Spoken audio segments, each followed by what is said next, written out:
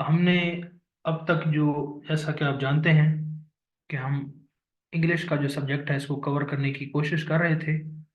और इंग्लिश के हवाले से मैं आपको बताया था कि इस सब्जेक्ट में आपका दो बुनियादी पार्ट हैं। एक पार्ट आपका अंडरस्टैंडिंग स्टेज से रिलेटेड है, और एक इसका पार्ट आपका मेमोराइजेशन से रिलेटेड है। तो अंडरस्टैंडिंग का जो पार्ट है उसको हम कर रहे थे, और उसमें हमने पहला टॉपिक पार्ट्स ऑफ स्पीच का पढ़ा था, जिसमें हमने तमाम पार्ट्स ऑफ स्पीच, जो 8 पार्ट्स ऑफ स्पीच हैं, noun, pronoun, adjective, adverb, preposition, interjection, conjunction, ये सारे हमने देखे थे। उसके बाद हमने सेंटेंसेस या टेंसेस कहें, टेंसेस जो आम फैम है हमारे पास, 12 टेंसेस, 12 जमाने, 3 जमानों के 12 टेंसेस, इनको हमने देखा था। उसके बाद एक और टाइप ऑफ सेंटेंसेस जो जिसको कंडीशनल सेंटेंसेस कहते हैं, ये चार इसकी टाइप्स थी, ये हमने देखा था। और यहाँ तक हम पढ़ चुके थे। और जो मेमोराइजेशन का पार्ट है वो अभी हमने स्टार्ट नहीं किया, इसको हम स्टार्ट करेंगे इंशाल्लाह। तो आज अंडरस्टैंडिंग का पार्ट की जो कड़ी है, इसके बारे में कुछ और पढ़ना है हमने। आज हम उसको पढ़ने की कोशिश करते हैं। और पहला उसमें जो पार्ट है वो हमारे पास है, मैं इसको, वो है आपका डायरेक्ट इनडायरेक्ट नरेशन। तो डेफिनेटली आप डायरेक्ट इनडायरेक्ट नरेशन को जानते होंगे, और आपने छोटी क्लास में ज़रूर इसको देखा होगा। तो अगर नहीं भी देखा तो मैं अभी आपको ये चीज़ शेयर करता हूँ। अब ये डायरेक्ट इनडायरेक्ट नरेशन क्या होती है? डायरेक्ट इनडायरेक्ट नरेशन ये होती है, मैं मिसाल देता हूँ कि आपको, मिसाल के तौर पे मेरा नाम अली है, और अ, मेरा एक दोस्त है जिसका नाम अहमद है। तो एक दिन ऐसे होता है, हम दोनों क्लास फेलो हैं, एक ही क्लास में पढ़ते हैं। और एक दिन ऐसा होता है कि अहमद जो है ना, वो क्लास अटेंड नहीं करता, छुट्टी करता है। और मैं, यानी कि अली, क्लास में जाता है, और पूरी क्लास से जो उसके लेक्चर होते हैं वो अटेंड करता है, और वापस जाता है। और जब जैसे वापस जाता है 3-4 बजे, अहमद की कॉल आती है अली को, और अहमद अली से पूछता है कि क्लास में क्या हुआ था आज, कौन सी डायरी मिली है, क्या काम करना है, तो फिजिक्स के टीचर ने क्या कहा था, मैथ के टीचर ने क्या कहा था। तो अली अहमद को कहता है, अली ने अहमद को कहा, ठीक है, अली ने अहमद को कहा, फिजिक्स का टेस्ट होगा। अली ने अहमद को कहा कि ये जो बात, फिजिक्स का टेस्ट होगा, ये उनके एक सर थे फिजिक्स से, उनका नाम था मिसाल के तौर पर राशिद, राशिद ने कहा है। अली ने अहमद को कहा कि राशिद ने कहा कि आपके जो सर हैं, हमारे हमारे जो सर हैं, उन्होंने कहा है कि फिजिक्स का टेस्ट होगा। तो ये जो फिजिक्स का टेस्ट होगा, ये वो अल्फाज थे जो कि राशिद के थे, उनके सर के थे, जो कि अहमद ने कोट एंड कोट में वही अल्फाज अली को बता दिए। तो ऐसी स्टेटमेंट को हम डायरेक्ट नरेशन कहते हैं। डायरेक्ट नरेशन का मतलब, आप डायरेक्टली उसकी जो बात है उसको ही सेम उठा कर ले आते हैं। इसकी एक और एग्जांपल देता हूँ। मैं कहता हूँ कि अ, मैं अपनी कोई बात अपने दोस्त को बताना चाहता हूँ। मैं कहता हूँ कि मिसाल के तौर पर कहता हूँ कि Ali said to his mother, ठीक है ना, Ali said to mother. Ali ने माँ से कहा, क्या कहा जी, सर की बात कोट की। सर की जो बात थी कि जो सबक तैयार नहीं करेगा उसको 10 डंडे पड़ेंगे। ये कौन कह रहा है? ये सर उनके कह रहे हैं, या उनके कोई दोस्त कह रहे हैं, जो भी है। अली ने अपनी माँ से कहा, जो सबक तैयार नहीं करेगा 10 डंडे पड़ेंगे। अब तो ये जो स्टेटमेंट थी, ये अली की नहीं थी, ये किसी और की थी। अली ने कोट एंड कोट में अपनी माँ को बताया। तो इस तरह की जितने भी स्टेटमेंट्स होती हैं जो अपनी अपनी डेली लाइफ में इस्तेमाल करते हैं, इनको हम डायरेक्ट नरेशन कहते हैं। फिर हम इसको सिंप्लीफाई करने के लिए हम क्या करते हैं, हम इन्हीं नरेशन को जो है ना, इसको इस ये जो कोट एंड कोट है इसको खत्म करके हम इसको इनडायरेक्ट नरेशन में कन्वर्ट करते हैं। कहते कैसे? हम मफहूम बताते हैं। हम इसका मफहूम ये लिखते हैं कि अली ने अहमद को कहा कि सर ने कहा है कि जो सबक तैयार नहीं करेगा उसको 10 डंडे पड़ेंगे। तो थोड़ा सा इसमें हुआ क्या, एक तो ये कॉमाज और ये जो ये खत्म हो गए, दूसरा इसका मफहूम समझने में हमें आसानी हो गई। तो इस वजह से हम इनडायरेक्ट नरेशन है उसको प्रेफर करते हैं। और ये जो एस्पेक्ट है, ये जो फीचर है, ये आपके डिफरेंट किस्म के मतलब मुकाबले के इम्तिहान में और वन पेपर के हवाले से देख लें, वैसे डेली लाइफ में देख लें, इसको हम यूटिलाइज करते हैं। तो अभी तक आपको क्लियर हो चुका होगा कि डायरेक्ट इंटरेक्ट नरेशन होती ही क्या है। ठीक हो गया जी, सबको ये क्लियर है? डायरेक्ट इंटरेक्शन नरेशन की आपको क्लियरिटी हो गई है? फिर हम इसकी मजीद डिटेल में अब जाते हैं। अच्छी तरह आप इसको अंडरस्टैंड करते हैं? बस मैं एक आपको हल्का सा टच दे दिया। ठीक हो गया। अब डायरेक्ट इंडायरेक्ट नरेशन को हम जरा देखते हैं। अब डायरेक्ट इंडायरेक्शन जो नरेशन है उसको हम उसी तरह देखेंगे जिस तरह हमने टेंसेस को देखा। तो आपके जो हमने 12 टेंसेस पढ़े थे, उनके अंदर जो कुछ हो रहा था, उन्हीं 12 टेंसेस को हम डायरेक्ट में लेके जाएंगे, और उसको बाद हम क्या करेंगे, इनडायरेक्ट में लेकर जाएंगे। फिर उन्हीं 12 टेंसेस की हम डायरेक्ट में लेके गए, और उसकी फिर जो इनडायरेक्ट कन्वर्जन है वो हम करेंगे। ठीक है, तो जब आप डायरेक्ट से इनडायरेक्ट कर लेंगे तो इनडायरेक्ट से डायरेक्ट तो आप ओबियसली कर लेंगे। ठीक है, तो एक एक सेंटेंस को हम लेके चलते हैं और उसको जरा देखते जाते हैं। आप अच्छी तरह जानते हैं कि हमारे जो सेंटेंसेस थे, उनके आप अब आपको नाम भी याद हो गए होंगे, क्योंकि लास्ट लेक्चर में आपने सारे नोट भी किए हैं और आपको समझ भी आ गई थी। मैं उनके नाम लिखता हूँ और इसको फिर वन बाय वन चलता हूँ। पास्ट में क्या था? पास्ट इंडेफिनिट था, यहाँ पे प्रेजेंट इंडेफिनिट था। ठीक है, तो मैं लिख नहीं रहा, ये सारे सेंटेंस आपको पता है अच्छी तरह। इंडेफिनिट था, यहाँ पे कंटिन्यूस था, यहाँ पे परफेक्ट था, और इसका परफेक्ट कंटिन्यूस था। फ्यूचर, प्रेजेंट और पास्ट, इन तीनों के हवाले से था। अब इन्हीं सेंटेंस को हम पहले डायरेक्ट नरेशन में देखेंगे, और फिर इसको हम क्या करेंगे, फिर हम इसी को इनडायरेक्ट नरेशन में लाने की कोशिश करेंगे। तो इसको हम वन बाय वन लेके चलते हैं। तो इसके कुछ रूल्स हैं, वो आप सबसे पहले जहन में रखेंगे, और उन रूल्स के हिसाब से ही हम कन्वर्जन करने में कामयाब होंगे। अब इसमें रूल्स क्या हैं, इसको आपने कैसे आपने इसको कैसे उसको अंडरस्टैंड करना है, तो इसके लिए कुछ रूल्स हैं, जेनेरिक रूल्स हैं, जो डिफरेंट सेंटेंसेस के लिए अप्लाई होते हैं, और उनको मैं आपके सामने डिस्कस करता हूँ कि कैसे एक सेंटेंस दूसरे सेंटेंस के अंदर तब्दील होगा, और कैसे हम उसके साथ आप उसको करने में कामयाब होंगे। तो सेंटेंसेस के कुछ रूल्स हैं, ये आपको पता होने चाहिए। ये अगर आपको रूल्स पता होंगे तो तभी आप इसको कन्वर्ट करने में कामयाब होंगे, अदरवाइज आप इसको करने में कामयाब नहीं होंगे, और आप इसको नहीं कर पाएंगे। तो कुछ रूल्स हैं, वो आपको यहाँ से जब क्लियर होगा तो तभी आप उसको एड्रेस कर सकते हैं। तो कौन से रूल्स हैं जी, मैं वन बाय वन यहाँ पे आपको बताता जाता हूँ कि इसके लिए हम क्या एस्पेक्ट जो है ना इसको फॉलो करते हैं। तो आपको सेंटेंस की तो समझ में आ गई अच्छी तरीके से कि सेंटेंसेस 12 हैं और उसी को ही हम कन्वर्ट करते हैं। तो देखते हैं जी हम कौन से इसमें रूल्स हैं, वन बाय वन हम लेके चलते हैं। पहला इसमें मिसाल के तौर पे हमने कहा कि सेंटेंसेस, अब मैं सेंटेंसेस नहीं लिखूंगा, अब आप उसको अच्छी तरह जानते हैं कि सेंटेंस कौन सा है और कैसे। तो जो सिंपल टेंस है, ये इसको प्रेजेंट डेफिनेट टेंस टेंस कहते हैं, ये कब जब कभी भी आएगा तो ये हमेशा आपका पास्ट सिंपल में कन्वर्ट हो जाएगा। तो सिंपल पास्ट में क्या हो जाएगा, ये कन्वर्ट हो जाएगा। अब ये आपकी जेनेरिक आपको रूल्स बता रहा हूँ, फिर इसकी जब प्रैक्टिस में आएंगे तो फिर आपको समझ में आएगी। तो अभी आपको ये समझ में आई कि जो सिंपल टेंस है ये पास्ट सिंपल में टेंस में तब्दील होगा। कब होगा? जब पास्ट में बात चल रही होगी। जब बात पास्ट में चल रही होगी ना, तो तब ये कन्वर्ट होगा। ठीक है, और हम आमतौर पर जितने भी केसेस डील करते हैं, मोस्टली केसेस में हम पास्ट में ही बात कर रहे होते हैं।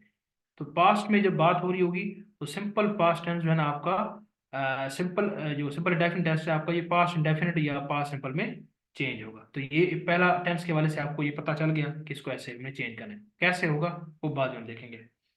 उसके बाद जो दूसरा है हमारे पास, इसको मजीद हम अगर देखें तो जो आपका सिंपल पास्ट है,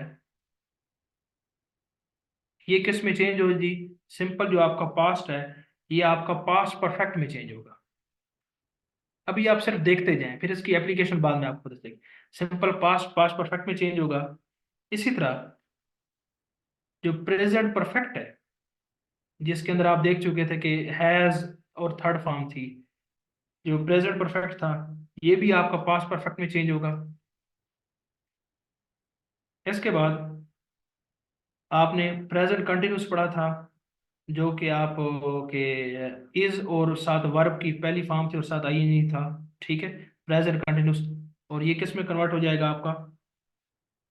ये आपका पास्ट कंटिन्यूस में कन्वर्ट हो जाएगा। ठीक है। और ये बात आप याद रखिएगा कि जिस तरह ये सिंपल है, तो सिंपल के लिए हम इंडेफिनिट की टर्म भी यूज करते हैं, और कंटिन्यूस के लिए किसी जगह पे प्रोग्रेसिव भी लिखा होता है, तो प्रोग्रेसिव कंटिन्यूस एक ही चीज है। इसके बाद सिंपल फ्यूचर टेंस होगा। सिंपल जो फ्यूचर टेंस होगा आपका, ये आपका वुड, ठीक है, और वर्ब की जो फर्स्ट फॉर्म है उसमें कन्वर्ट होगा। वुड और वर्ब वर्ब की फर्स्ट फॉर्म में कन्वर्ट हो जाएगा। उसके बाद आपका जो हो गया, ये तो सिंपल फ्यूचर हो गया।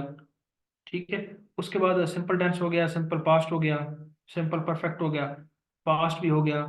ठीक है। उसके बाद कुछ जो है आपके परफेक्ट कंटिन्यूस वाले टेंस हैं, उनके अंदर ज्यादा तब्दीली होगी। उसके अंदर वो बीन, और किसी में बीन आ जाएगा, किसी में आएगा। वो मैं एग्जांपल से लेकर आपको चलता हूँ, एग्जांपल से आपको मजीद क्लियर हो जाएगा। तो उसकी मैं वन बाय वन एग्जांपल आपके सामने करता हूँ, और आप इसको वहां से ही नोट करते जाएंगे। तो ये तीन चार मोटी मोटी चीजें हैं। अभी हम चलते हैं एग्जांपल पे, आपको वहां से ज्यादा इसमें क्लियर हो जाएगा।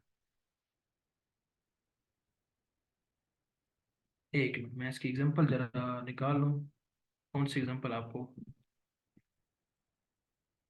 तो ये तो आपको बता दिया। इसके रूल्स मजीद भी हैं आगे, जिस तरह है, जिस तरह मैं अभी आपको बताया, इसमें मजीद हैं कि फ्यूचर सिंपल किस में होगा। तो वो एग्जांपल्स ही देखते हैं, मैं आपको रूल्स आपके वो आपको खुद वहीं से ही क्लियर हो जाएंगे। ये वैसे ग्रुप के अंदर मैं शेयर भी कर दूंगा, मैं रूल्स लिखने की कोशिश नहीं कर रहा। ठीक है। मैं आपके सामने एक एग्जांपल लिखता हूँ मिसाल के तौर पे। यहाँ पे एक मिनट, मैं इसकी एग्जांपल लिख लूँ। इसकी ये जो लिखी हुई है ना, मैं ताकि इसी को ही फॉलो करूँ।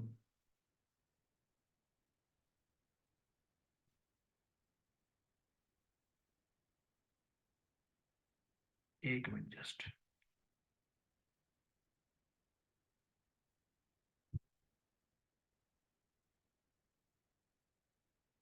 ठीक हो गया जी। तो इसकी एग्जांपल मैं लेके चलता हूँ, जिस तरह भी सेंटेंस की बात हुई कि आपका प्रेजेंट सिंपल पास्ट सिंपल में चेंज होगा कैसे, मैं एग्जांपल देता हूँ। मैं कहता हूँ एक सेंटेंस है आपके सामने, she said I work in hospital. अब ये एक सेंटेंस है, आप इसको देखेंगे तो आपको पता चल गया कि ये कॉमाज में है। इसका मतलब ये है कि ये एक डायरेक्ट नरेशन है। तो इस डायरेक्ट नरेशन को आपने इनडायरेक्ट नरेशन में चेंज करना है, और ये पहली बात हमने नोट कर ली। फिर आपको ये पता चल गया कि ये शी सैड, उसने कहा आई वर्क इन हॉस्पिटल, कि मैं हॉस्पिटल में काम करती हूँ। अब आप ये उसकी किसी और की बात किसी और को बता रहे हैं। आपने कहा, उसने कहा कि मैं किसी और हॉस्पिटल में काम करती हूँ, आपने उसकी जो अगले बंदे ने ये जो बात बताई है, आप उसकी बात को एज इट इज कॉपी करके किसी और को बता रहे हैं। और आपने देखा कि ये पास्ट में बात हो रही है, पहली बात ये नोट की। दूसरी बात, आपने इस सेंटेंस में दूसरी जो आपका कॉमाज में पार्ट था, तो उसको उसमें देखा आपने कौन सा टेंस है, आपको देख के पता चल गया आई वर्क इन हॉस्पिटल कि आपका ये प्रेजेंट सिंपल टेंस है। तो प्रेजेंट सिंपल टेंस को अब आपने इसको कन्वर्ट करना है। तो कन्वर्ट करने के लिए एक तो सेंटेंसेस का आपको पता होना चाहिए। सेंटेंसेस का जिस तरह आपको पहले बताया कि आपका प्रेजेंट सिंपल, ये पास्ट जो ये प्रेजेंट सिंपल, ये प्रेजेंट डेफिनेट टेंस है, ये आपका पास्ट सिंपल में चेंज होगा। एक तो आपको सेंटेंस का ख्याल रखना है। फिर इसमें दूसरी जो ख्याल रखने वाली चीज होती है, वो आपने देखना होता है इसमें पर्सन्स। पर्सन्स पहले आप समझ लें कि पर्सन होता क्या है। पर्सन आमतौर पे तीन पर्सन का हम पढ़ते हैं इंग्लिश के अंदर। एक होता है फर्स्ट पर्सन, एक होता है सेकंड पर्सन, और एक होता है first person, third person. First person कौन है? फर्स्ट पर्सन खुद होते हैं, मतलब आप अपने देखना, आप खुद, आई, मैं खुद फर्स्ट पर्सन, हम खुद पर्सन, हम खुद जो है ना, वी, हम भी फर्स्ट पर्सन है। ठीक, अपनी हम बात करें। सेकंड पर्सन कौन है? आप कहते हैं तुम, यानी कि आप मुझसे मुखातिब हूं, मैं आपसे मुखातिब हूं, तो आप मेरे हिसाब से सेकंड पर्सन है, और मैं आपके हिसाब से सेकंड पर्सन हूं, यू। थर्ड पर्सन क्या है? हम दोनों किसी ऐसे बंदे की बात करते हैं जो हम में मौजूद नहीं है। हम कहते हैं वो, ही, शी, इट, असलम, अहमद, कोई भी है, ये सारे क्या हैं आपके, वो हैं। ठीक है।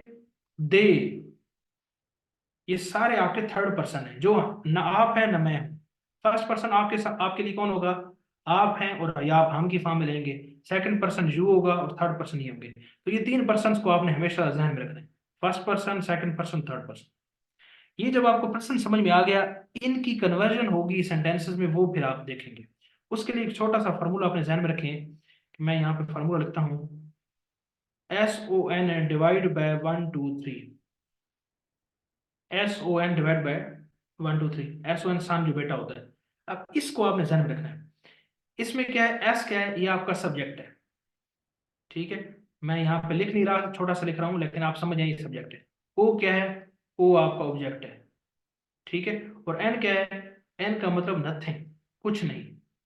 अब जब कभी आपकी इनडायरेक्ट नरेशन में सब्जेक्ट आएगा, ठीक है, सब्जेक्ट आपका फर्स्ट पर्सन के साथ चेंज होगा। अब ये फर्स्ट 1 2 3 है ना, असल में ये फर्स्ट पर्सन है। और टू क्या है, ये सेकंड पर्सन है। ये थ्री क्या है, ये थर्ड पर्सन है। सब्जेक्ट हमेशा फर्स्ट पर्सन के साथ चेंज होगा। ठीक है।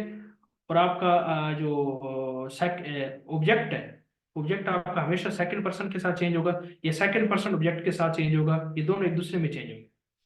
और जो थर्ड पर्सन होगा, नथिंग, नथिंग का मतलब ये चेंज नहीं होगा। इनडायरेक्ट के अंदर, इनडायरेक्ट नरेशन के अंदर, अगर कोमास के अंदर अगर कोई सब्जेक्ट आ गया, तो वो फर्स्ट पर्सन के साथ चेंज होगा। ऑब्जेक्ट अगर होगा तो ऑब्जेक्ट आपका सेकंड पर्सन के साथ चेंज होगा। और अगर आपका थर्ड कोई इसमें थर्ड पर्सन आ गया, जिस थर्ड पर्सन आ गया, वो चेंज नहीं होगा, और सेकंड पर्सन ऑब्जेक्ट के साथ चेंज होगा। तो ये फार्मूला आपको पता होना चाहिए पहले नंबर पे। फिर first person, second person, third person, इसका आपको पता होना चाहिए। और कौन सा सेंटेंस किस सेंटेंस में कन्वर्ट होगा, ये तीन बातें अगर आपको पता है, तो फिर आप सारी कन्वर्जन करने में कामयाब। अब हम इस एग्जांपल पे अपनी ये कन्वर्जन को अप्लाई करते हैं। पहले तो आपने देख लिया कि ये आपके पास जो नरेशन है, ये आपकी क्या है, डायरेक्ट नरेशन है, यानी इसके अंदर कॉमाज है, किसी और की बात हो रही है। पहली बात तो आपको ये पता चल गई, आपने इसको कन्वर्ट करना है, ओके हो गया। फिर आपको ये पता चला कि इसके कॉमाज के अंदर जो सेंटेंस है, दैट इज क्या है, आपका प्रेजेंट सिंपल टेंस है। तो आप प्रेजेंट सिंपल है, तो आपको फौरन पता चल गया कि प्रेजेंट सिंपल को तो मैंने पास्ट सिंपल में करना होता है। ये बात भी तो पता लगी। आप इसको कन्वर्ट करते हैं, कैसे कन्वर्ट करते हैं जी, पहला जो पार्ट है उसको एज इट इज वैसे लिखें। ठीक है। चेक करें कि अगले इसमें क्या कोई सवाल तो नहीं पूछा जा रहा।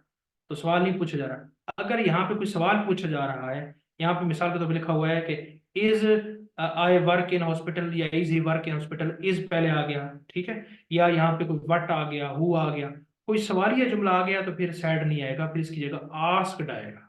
ठीक है। तो WH सेंटेंसेस या जो आपके सवालिया इंटरोगेटिव सवालों क्वेश्चन होंगे, उनको हम बाद में देखेंगे, अभी आप सिंपल देखें। तो इसमें तो कोई सवाल नहीं पूछा जा रहा, गुड हो गया। सवाल नहीं पूछा जा रहा, तो इसको आपने इसको सिंपल कॉपी करना है। तो आप लिखेंगे उसी तरह, शी सैड। अब इस कॉमास को खत्म करेंगे, तो कॉमास को खत्म करने के लिए जो वर्ड आता है उसको हम कहते हैं दैट। ठीक है। कॉमास को खत्म किया और आ गया दैट। ठीक है। She said that. अब आगे क्या है, आगे आई है, आई। अब आई क्या है, आप यहां से देखें, ये आपका फर्स्ट पर्सन है, फर्स्ट पर्सन है। और फर्स्ट पर्सन किसके साथ चेंज होगा, सब्जेक्ट के साथ चेंज होगा। तो मतलब फर्स्ट, अब फर्स्ट नहीं रहेगा, ये सब्जेक्ट कौन सा है, सब इसमें सब्जेक्ट तो आपका ये है ना, काम करने वाला। तो इसके साथ ही चेंज होगा। तो फिर चेंज होगा का मतलब ये है कि ये अपना वजूद खत्म कर देगा और इसको रिप्लेस कर लेगा ये वाला। तो आप यहाँ पे क्या आ जाएगा, शी आ जाएगा। ठीक है। आगे फिर आप देख चुके हैं कि पास सिंपल को आपने इसको प्रेजेंट सिंपल को पास सिंपल में करना है। तो पास सिंपल में आप जानते हैं कि वर्ब की दूसरी फॉर्म होती है, तो आप लिखेंगे शी वर्कड। अब दूसरी फॉर्म होती है, शी वर्कड इन, आगे वही होगा, इन हॉस्पिटल। अब आप देखें ना, ये आपको ये तो वैसे भी क्लियर है, ठीक हो गया। तो ये आपका, ये तो उसमें कोई उसका सब्जेक्ट उसका वो चक्कर ही नहीं है। तो she said that she worked in hospital. तो मुझे जरा ये अभी तक ये बता दें कि, क्योंकि ये बहुत जरूरी है, अगर आप समझ गए हैं तो फिर बहुत से आपके मामला समझ गए हैं। ये first person, second person, third person, और इस फार्मूले को आपने इस एग्जांपल पे अप्लाई करके ये सोल्यूशन निकाल लिया। तो इसको आपको समझ में आई है या नहीं समझ में, ये बताएं मुझे, फिर हम आगे चलते हैं। थोड़ा सा मुश्किल होगा, ये थोड़ा टॉपिक एक्सप्लेन करना भी मुश्किल है, लेकिन अगर आप उसकी पहली एग्जांपल की समझ में आ गई तो फिर आगे आपको मजीद क्लियर हो जाएगा। सब जरा मुझे बताएं।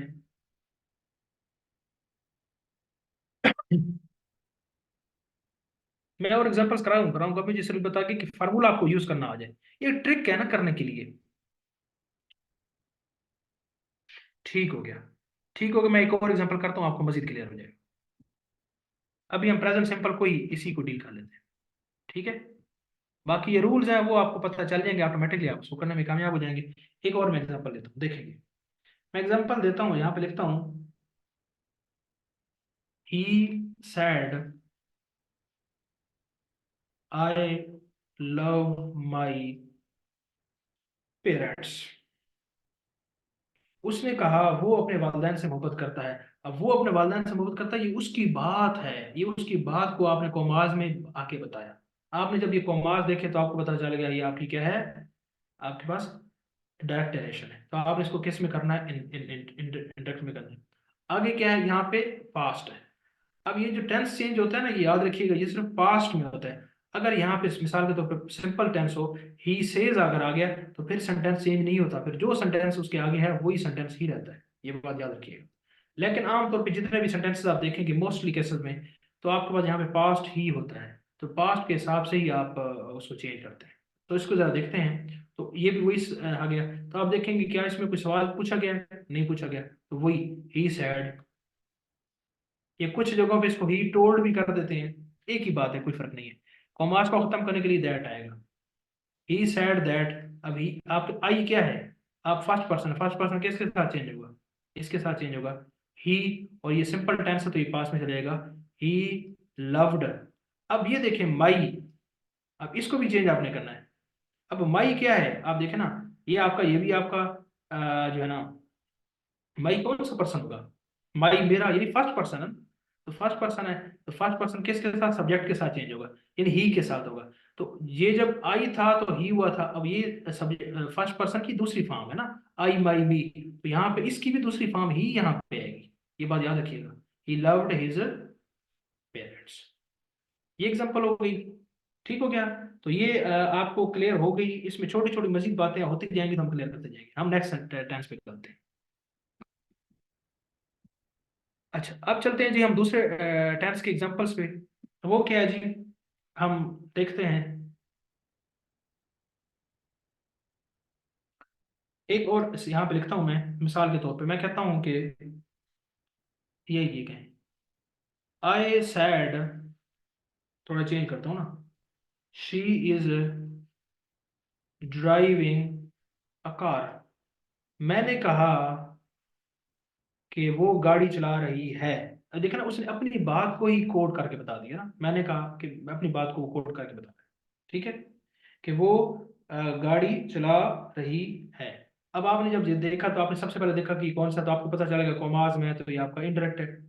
ओके हो गया। फिर आपने देखा कि इसके अंदर ये पास्ट है तो पास्ट है, ओके पास्ट है तो फिर सेंटेंस चेंज होगा। फिर आपने देखा कि टेंस कौन सा है, she is driving A car, तो आपको देख के पता चल गया ये आपका प्रेजेंट कंटिन्यूस टेंस है। तो प्रेजेंट कंटिन्यूस टेंस आपका पास्ट कंटिन्यूस में चेंज होता है, ये रूल है। ठीक है। तो आप क्या करेंगे, वो तो हो गया, वो कर लेते हैं हम। आप वही सिंपल वही लिखेंगे, आई सैड, आगे दैट आएगा कॉमास के लिए, सेम वही रूल। शी, अब शी देखें, अब शी को देखें, शी कौन सा पर्सन है, शी थर्ड पर्सन है, याद है ना आपको कि ही शीट मैंने आपको बताया था ये थर्ड पर्सन है। और थर्ड पर्सन किसके साथ चेंज होता था, जरा आप मुझे चैट में बताएं। थर्ड पर्सन किसके साथ चेंज होता था, मैंने फार्मूले में क्या बताया था आपको, बताएं किसी को, अगर वो फार्मूला पीछे जो बताया अभी याद है तो। थर्ड पर्सन किसके साथ, यस, नथिंग, चेंज नहीं होगा, कोई चेंज नहीं होगी, नो चेंज। ठीक है। तो कोई चेंज नहीं होगी तो शी का शी वैसे ही आ जाएगा, आई सैड दैट शी। ठीक है। और ये प्रेजेंट सिंपल पास्ट में, सिंपल में प्रेजेंट कंटिन्यूस पास्ट कंटिन्यूस में जाएगा। पास्ट कंटिन्यूस क्या होता है, was going, she was driving A car. ठीक हो गया जी, तो इस तरह ये कन्वर्ट हो गया। अब एक और हम एग्जांपल देख लेते हैं इसी सेंटेंस की। ठीक है। David for example, David said I am not going to college. अब ये जो नेगेटिव जुमला आ जाएगा तो नेगेटिव को नेगेटिवली ही हम देखेंगे, लेकिन ये आपने चेक करना है कि इसमें वो सवालिया ना हो। सिंपल, अगर पॉजिटिव है नेगेटिव है उसका एक ही रूल है, लेकिन जब सवालिया बन जाएगा उसका रूल थोड़ा चेंज होगा, बाद में देखेंगे। तो आप उसके देखते लीजिए, आपको पता चल गया कि प्रेजेंट कंटिन्यूस है, साथ में पास्ट है, इंडायरेक्ट है, ये बातें पता चली।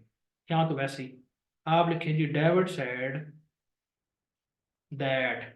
आई फर्स्ट पर्सन है, पहले के साथ चेंज होगा, तो यहाँ पे डेविड है तो डेविड की जगह डेविड तो लिखेंगे कि डेविड आ चुका है। डेविड यहाँ पे लिख सकते हैं वैसे, लेकिन डेविड तो वही बात है कि एक दफा जब नाउन आ जाता है तो फिर आगे उसकी जगह प्रोनाउंस मारते हैं। आप यहाँ पे लिखेंगे ही।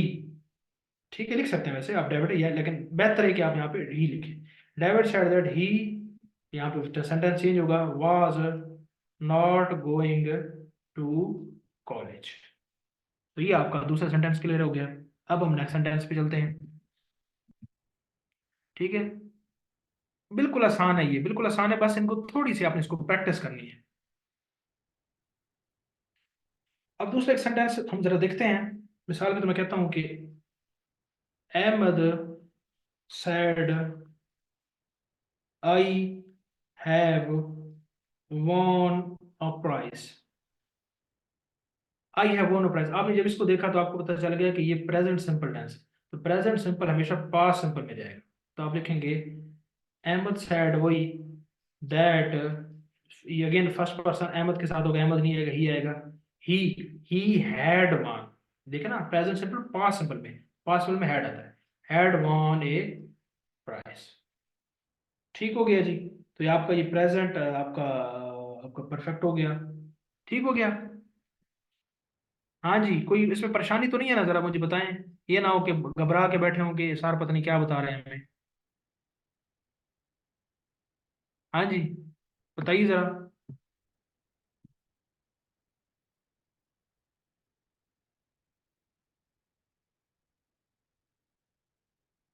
सबको क्लियर हो ना, ये ऐसा तो नहीं है कि दो चार को क्लियर है तो बाकी ऐसे ही, परेशान होकर बैठे हुए हैं। माशाल्लाह, ये तो फिर सारे लायक हो गए हैं फिर। हाँ जी, मैथ की तरह फार्मूला आ जाएगा तो बस ये मैथ की तरह ही है, इतना कोई मुश्किल नहीं है। ठीक है, बाकी प्रैक्टिस के साथ चीज़ें होती हैं, ये लाजमी बात, इसमें थोड़ी बहुत कन्फ्यूजन होती हैं, लेकिन वो प्रैक्टिस के साथ फिर रिजॉल्व हो जाती है। आगे करते हैं जी हम इसके सेंटेंसेस को। थोड़ा सा मैं स्पीड पकड़ूंगा क्योंकि हमने और भी टॉपिक कवर करने हैं। थोड़ा ये ट्रिकी टॉपिक है, इस वजह से थोड़ा इसको ज़्यादा कर दे रहा है। नेक्स्ट जो आपके पास है जी सेंटेंस, अब उसको देखने के वो आपका है प्रेजेंट। मिसाल के तौर पे एक सेंटेंस में लिखता हूँ यहाँ पे, पास्ट सिंपल को देख लेता हूँ। Past simple, he said I started a job. Indirect, ये आपका डायरेक्ट है, पास्ट है, ओके हो गया। कौन सा सेंटेंस है? आई स्टार्टेड जॉब, तो आपको ये देख के पता चल गया ये आपका पास्ट सिंपल टेंस है, ये पास्ट इंडेफिनिट है।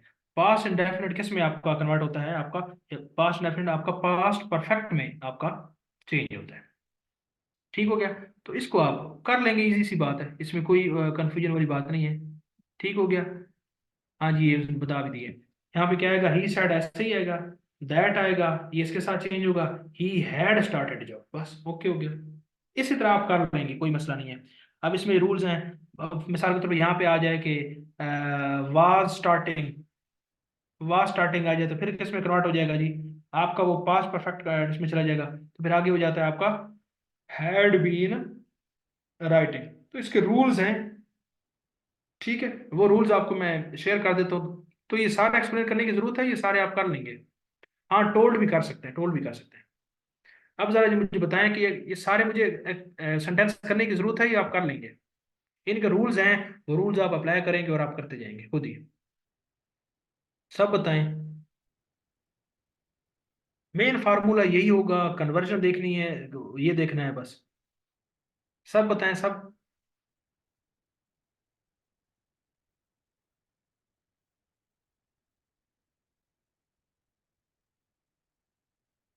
हाँ जी, सब बताएं ना मुझे, ये तो तीन चार तो कर लेंगे तो बाकी। सर वो जो आप सेकंड ऑब्जेक्ट वाला बता रहे हैं सर, वो तो सर एग्जांपल करवा दें। सेकंड क्या? सर वो जो आप बता रहे थे कि अगर यू आर ऑब्जेक्ट के साथ थिंग सर वो तो बता रहे समझ में नहीं आ रही, आप चैट में लिखे ना जरा, मुझे नहीं समझ आ रही क्या कह रहे हैं। किसी को इसके इनके सवाल की समझ में आई तो मुझसे वो पूछ रहे हैं, आपका शायद माइक का कोई इशू है। आप टाइप कर देना, किसी को समझ में आई तो वो बता दे क्या सवाल किया उन्होंने। नहीं, किसी को समझ नहीं, आप इसको ना टाइप कर थोड़ा दें। टाइप कर दें। अस्सलाम वालेकुम। जी वालेकुम जी सलाम। वालेकुम सलाम। सर शायद वो ये कह रहे हैं कि हमने फर्स्ट पर्सन और थर्ड पर्सन का तो देख लिया कैसे चेंज करना, वो कह रहे हैं कि सेकंड पर्सन का बता दें कि सेकंड पर्सन कैसे हम चेंज करेंगे अच्छा ऑब्जेक्ट चलो, से। अच्छा चलो। ये आवाज क्यों रिपीट हो रही है? आवाज, हाँ ठीक है, अब ठीक है। ठीक है, मैं सेकंड की एग्जांपल कर देता हूँ, सही कह रहे हैं आप, मैं एक सेकंड की एग्जांपल कर देता हूँ, बाकी तो आप कर लेंगे। सेकंड की एग्जांपल कर लेते हैं जी। मैं कहता हूँ सेकंड में इसका करता हूँ कि ही सैड, ठीक है, यू, ठीक है ना, you you have won the match. जरा देखिएगा जी, he said you have won the match. अब उसने कहा कि तुम मैच जीत गए हो, तो आपको यहाँ देख के क्या पता चल रहा है कि उसने किसको कहा है ये बात? आप मुझे पहले तो ये बताएं ना। जी मैं बता रहा हूँ, आप वो छोड़े, मुझे ये बताएं कि किससे मुखातिब है वो, he said you have won the match, किससे मुखातिब है ये? उसने कहा तुम मैच जीत गए हो, उसने किससे मुखातिब है? हमसे मुखातिब है, यानी कि मुझसे मुखातिब है, मी। इस बात को पहले समझिएगा, फिर अगली बात होगी। ये बात होगी क्लियर, अब आगे चले। आगे वही आपकी क्या है ये, डायरेक्ट नरेशन है, इसको इंटरेक्ट में करना है, यहाँ पास्ट है, ओके हो गया, सारी बातें, सवाल नहीं है, ठीक है। ही सैड, उसी तरह ही सैड, दैट आ जाएगा। अब ये यू क्या है? ये यू सेकंड पर्सन है, और सेकंड पर्सन आपका किसके साथ चेंज होता है? आपका ऑब्जेक्ट के साथ, वो याद है ना फार्मूला, SON/1 2 3। तो आपका जो सेकंड पर्सन है ये ऑब्जेक्ट के साथ चलता है। अब इसमें ऑब्जेक्ट क्या है? ही सेड, मैं ऑब्जेक्ट हूं ना, मैं हूं ना, तो मतलब ही, मुझे उसने कहा है ना। अब मी है मिसाल के तौर पे, लेकिन मी यहाँ पे पहली उसकी फॉर्म इस्तेमाल हो रही है ना, यू यू और यू होता है, इसकी पहली उसमें फॉर्म इस्तेमाल हो रहा है, तो मी की पहली फॉर्म क्या होगी? आई। ही सेड दैट, आई आगे पर हैव नहीं आएगा। अब यहाँ पे वो कन्वर्ट होकर सेंटेंस जो है ना, had won the match, had won the match. हाँ जी, अब आपको ये क्लियर हुआ है हारून को? इसमें देखना आपको पड़ता है कि किससे मुखातिब ये चीज देखने वाली होती है। हाँ जी, क्लियर हुआ है हारून आपको कि नहीं हुआ? बाकी सबको क्लियर हुआ है? ठीक हो गया, इसको मजीद आप करेंगे हो जाएंगे, इतनी कोई परेशानी वाली इसमें चीज है नहीं। इसमें जो अहम जो ट्रिक की बात है ना, वो मैं भी आपको वो ट्रिक की बातों की तरफ लेके चलता हूँ। ये सारे सेंटेंसेस इसी तरह हैं। यहाँ पे हाँ कुछ बातें और हैं वो आपको देखने वाली हैं, वो ये हैं कि यहाँ पे ना सिर्फ आपके ये first form, first person second person भी चेंज होंगे, यहाँ पे कुछ और वर्ड्स भी चेंज होते हैं, और वो एक पक्के पक्का रटे हैं। जैसे मैं आपको बताऊँ ना, मिसाल के तौर पे आपके डायरेक्ट नरेशन में कहीं पे येस्टरडे आ गया, तो फिर वो येस्टरडे नहीं लिखा जाता, उसको उसको नेक्स्ट जो आपका होता है उसके अंदर प्रीवियस डे लिखा जाता है, ठीक है। आपका कहीं पे टुमारो आ गया, तो टुमारो नहीं लिखा जाता, आपका नेक्स्ट डे लिखा जाता है। कहीं पे टुडे आ गया, तो टुडे नहीं लिखा जाता, दैट डे लिखा जाता है। तो ये कुछ हैं इस तरह के वो पेट पटाए, वो भी मैं आपको उसके अंदर शेयर करके आपको बता दूंगा कि कौन से हैं, ठीक है। हाँ जी, क्लियर हो गया सबको? मैं फिर इसके अंदर ट्रिक की चीजें आप शामिल करता हूँ, ये सेंटेंसेस आपको कर लेंगे खुद ही, ठीक हो गया। वो रूल्स है ना। अब मिसाल के तौर पर किसी जगह हैज बीन है, तो आगे वहां पे क्या होगा, या वहां पे वो हैड बीन हो जाएगा। किसी जगह पे वहां पे पास्ट परफेक्ट होगा, तो पास्ट परफेक्ट में ही रहेगा। तो वो रूल्स हैं, रूल्स वही रहते हैं। आप रूल को अप्लाई करेंगे, जहां पे समझ में नहीं आएगी तो आपको मैं बता दूंगा। क्लियर हो गया सबको? ये नहीं, मैं क्यों आपको ये नहीं करवाना चाह रहा, उसकी वजह कि एक तो बड़े सिंपल है, दूसरा अगर हम ये करेंगे तो फिर हमारा एक तो टॉपिक हमने और करना है वो रह जाएगा। ओके हो गया, इसमें जो ट्रिक की चीजें मैं आपको वो करा देता हूँ, ठीक हो गया। आगे चलते हैं जी। अब ये तो थे सिंपल सेंटेंस, ठीक है, यानी कि सिंपल सेंटेंस थे, इसमें पॉजिटिव जुमले थे। अब इसके अंदर ट्रिकी पार्ट वो है जो अक्सर पेपरों में वही सवाल आते हैं। वो ट्रिकी पार्ट ये आता है कि जब ये आपके जो ये आपके डायरेक्ट इंडक्शन में ना सवालिया जुमले आ जाते हैं, सवालिया जब जुमले आ जाते हैं ना, तो फिर ये आपके प्रॉब्लम करती है। अब सवालिया जुमले दो किस्म के हो सकते हैं। मिसाल के तौर पर ये हो सकता है, मैं एग्जांपल देता हूँ, मैं कहता हूँ कि अब ये एक जुमला है, इज ही अ लॉयर। ये जो हेल्पिंग वर्ब है जब पहले आ जाता है तो आपको पता है कि ये आपका सवाली जुमला बनता है। इज ही अ लॉयर, क्या वो झूठा है, तो ये आपका सवाली जुमला। एक तो इस तरह के आ सकते हैं, ठीक है, या कह सकता हूँ कि एम आई ऑनेस्ट, मैं क्या ऑनेस्ट हूँ, ये भी एक सवाली जुमला है। यानी इस तरह के जो आपका इमदादी फेल जब आपका बाहर आ जाता है और इस तरह के जो जुमले होते हैं ना, इनका जवाब आपका यस या नो में होता है। यस या नो में इसका आप जवाब दे सकते हैं, और ये भी सवाली जुमले होते हैं। तो एक तरह का सवालिया तो ये होते हैं। एक दूसरे तरह के सवाल भी होते हैं जिनमें WH जो है ना वो आपके सेंटेंस में आ जाता है, जैसा कि हु आर यू। ये क्या, हु आर यू, तुम कौन हो। अब यहाँ पे आर पहले तो नहीं आया लेकिन WH आ गया, तो ये भी आपका सवाली जुमला ही है। इनका जवाब यस और नो में नहीं होता। इनका यस और नो में था, इनका यस और नो में नहीं होता। वेयर आर यू गोइंग, तुम कहाँ जा रहे हो, चिरत से, तुम कहाँ जा रहे हो, ये आपका यस और नो में नहीं आएगा, और ये WH वाला जुमला है। तो ये दो किस्म के आपके जो क्या है आपके जुमले हैं या इंटेरोगेटिव हैं, ठीक है। तो इन इंटेरोगेटिव को जो इसका रूल्स है ना थोड़ा सा वो चेंज होता है, तो उनको मैं जरा आपके सामने लिखता हूँ, आपको भी क्लियर हो जाएगा। इसकी कुछ एग्जांपल भी आएंगी तो फिर आपको क्लियर होगा। अब इनको कैसे करना है, मैं इसकी एक कोई एग्जांपल यहाँ से टेक आउट करूँ, 1 मिनट होल्ड करें।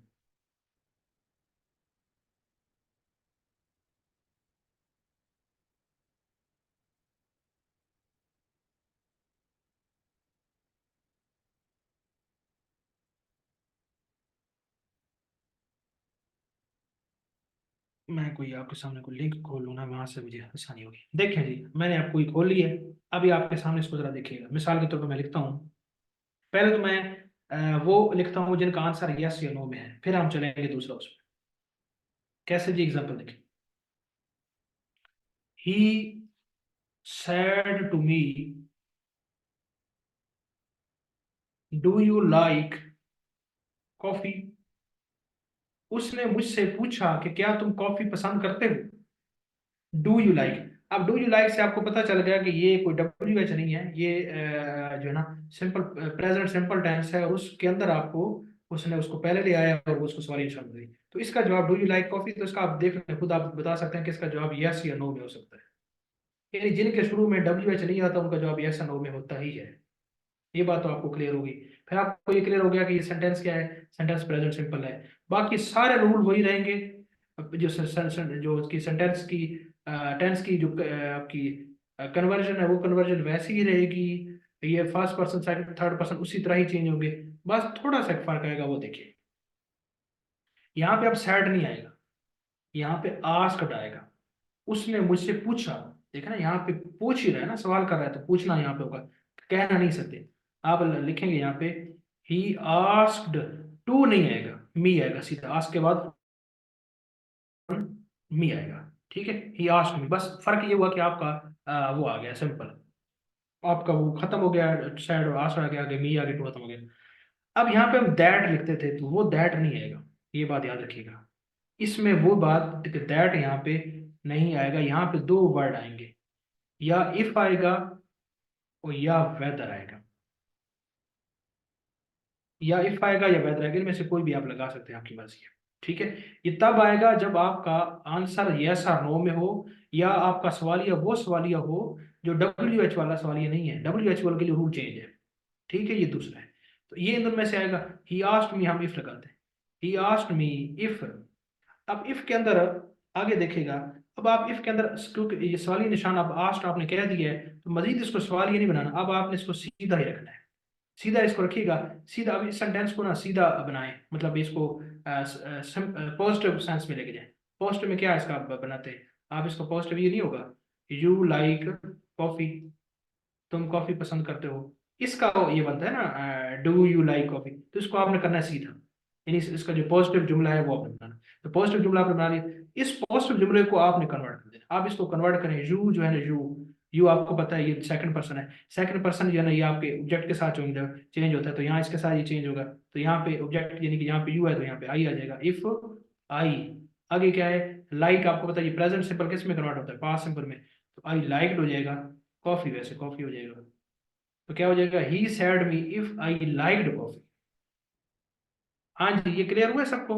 एक दो एग्जांपल और करता हूँ,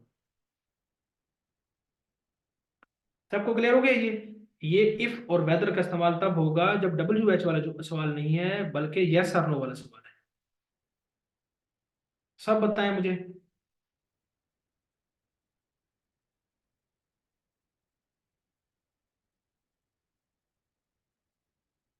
सब बताएं ना, सब बताएं, ये दो बता के बैठ गए हैं।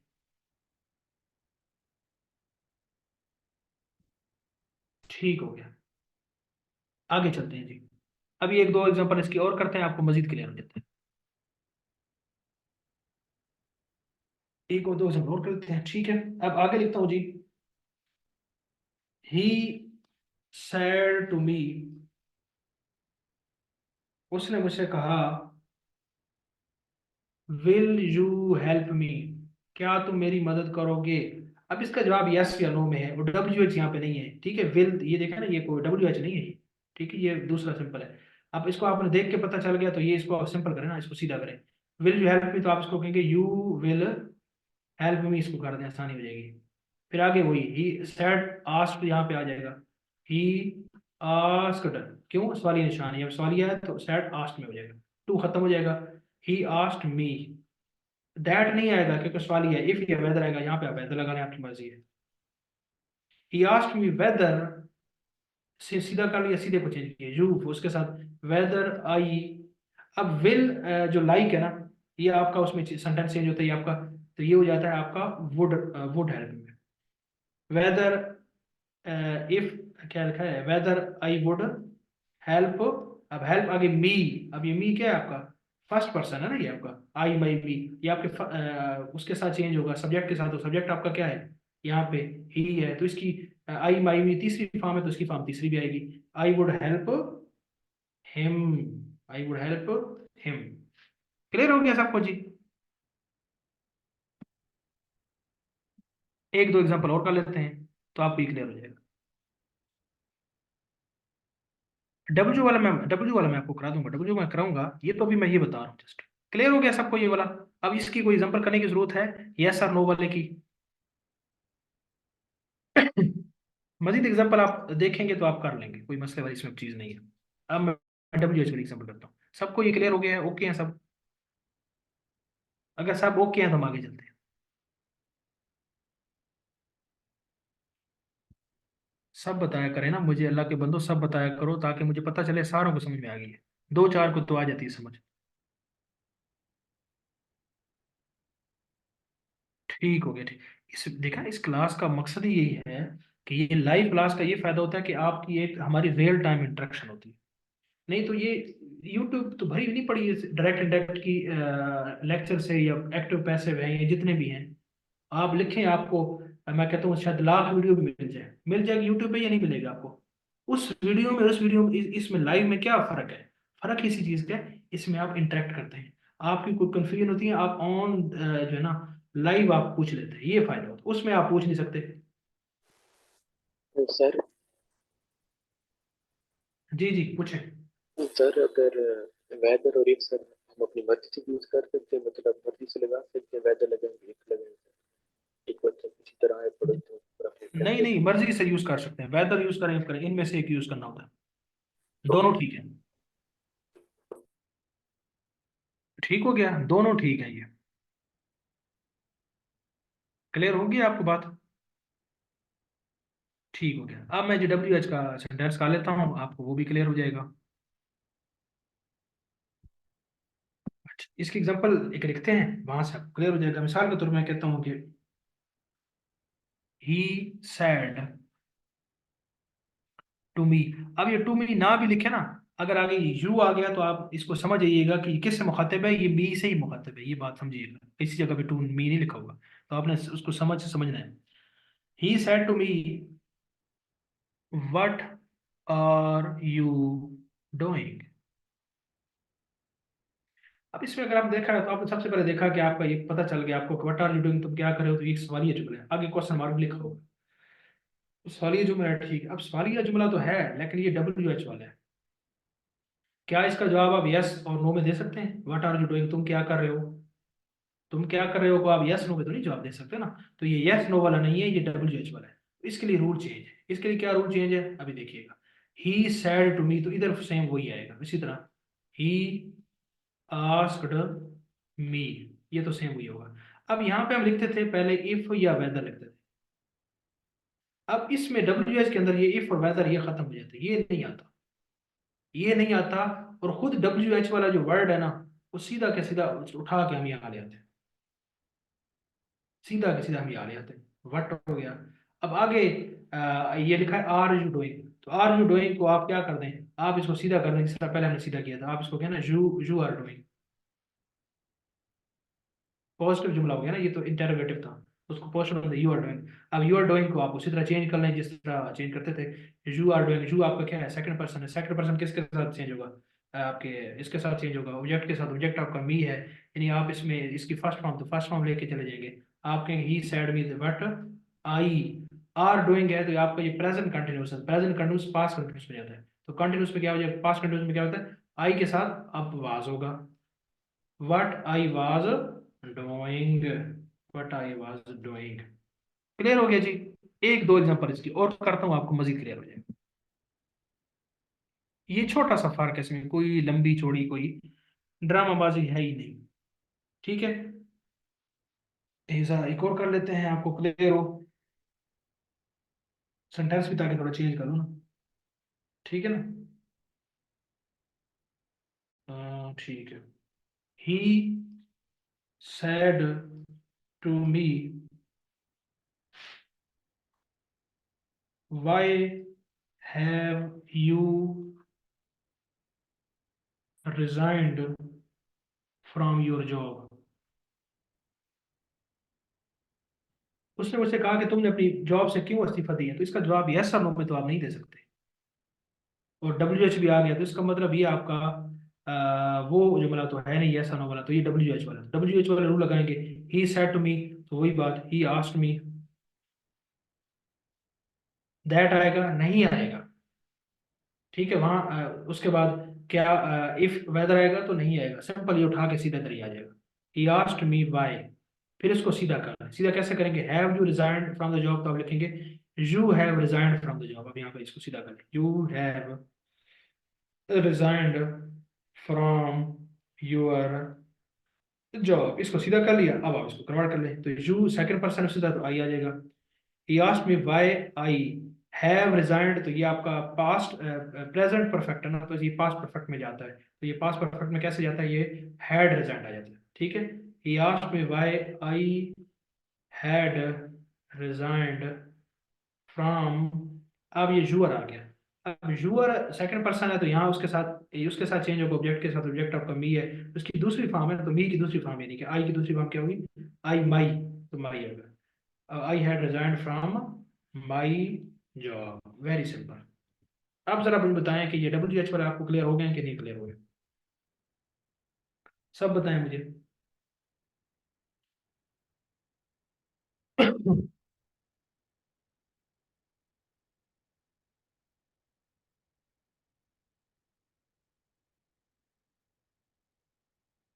सबको क्लियर हो गया।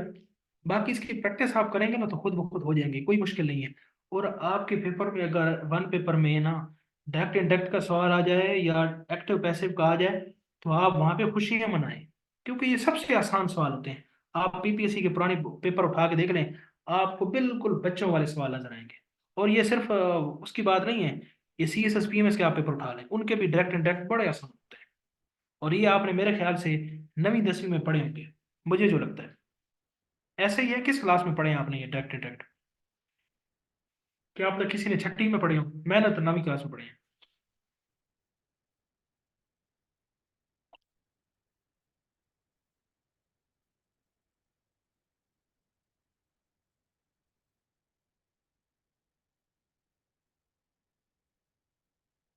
हाँ जी, नाइन्थ में पढ़े हैं। हमें पढ़ाए थे ये, हाई स्कूल के हमारे टीचर थे। हमारे साथ शाह जी मौजूद हैं, पत्नी क्लास में कि नहीं है। एक मिनट, शाह जी मौजूद हैं क्लास में। शाह जी, हाँ जी। शाह जी, ये आपको फार्मूला याद है? ये किसने बताया था ये फार्मूला? 123/सन, ये उस सर ने बताया था, और वो फार्मूला मुझे आज तक याद है, और वही मैं आपको सिखा रहा हूँ। हमीद साहब ने, यही फार्मूला था या नहीं था शाह जी, ये बताया आप।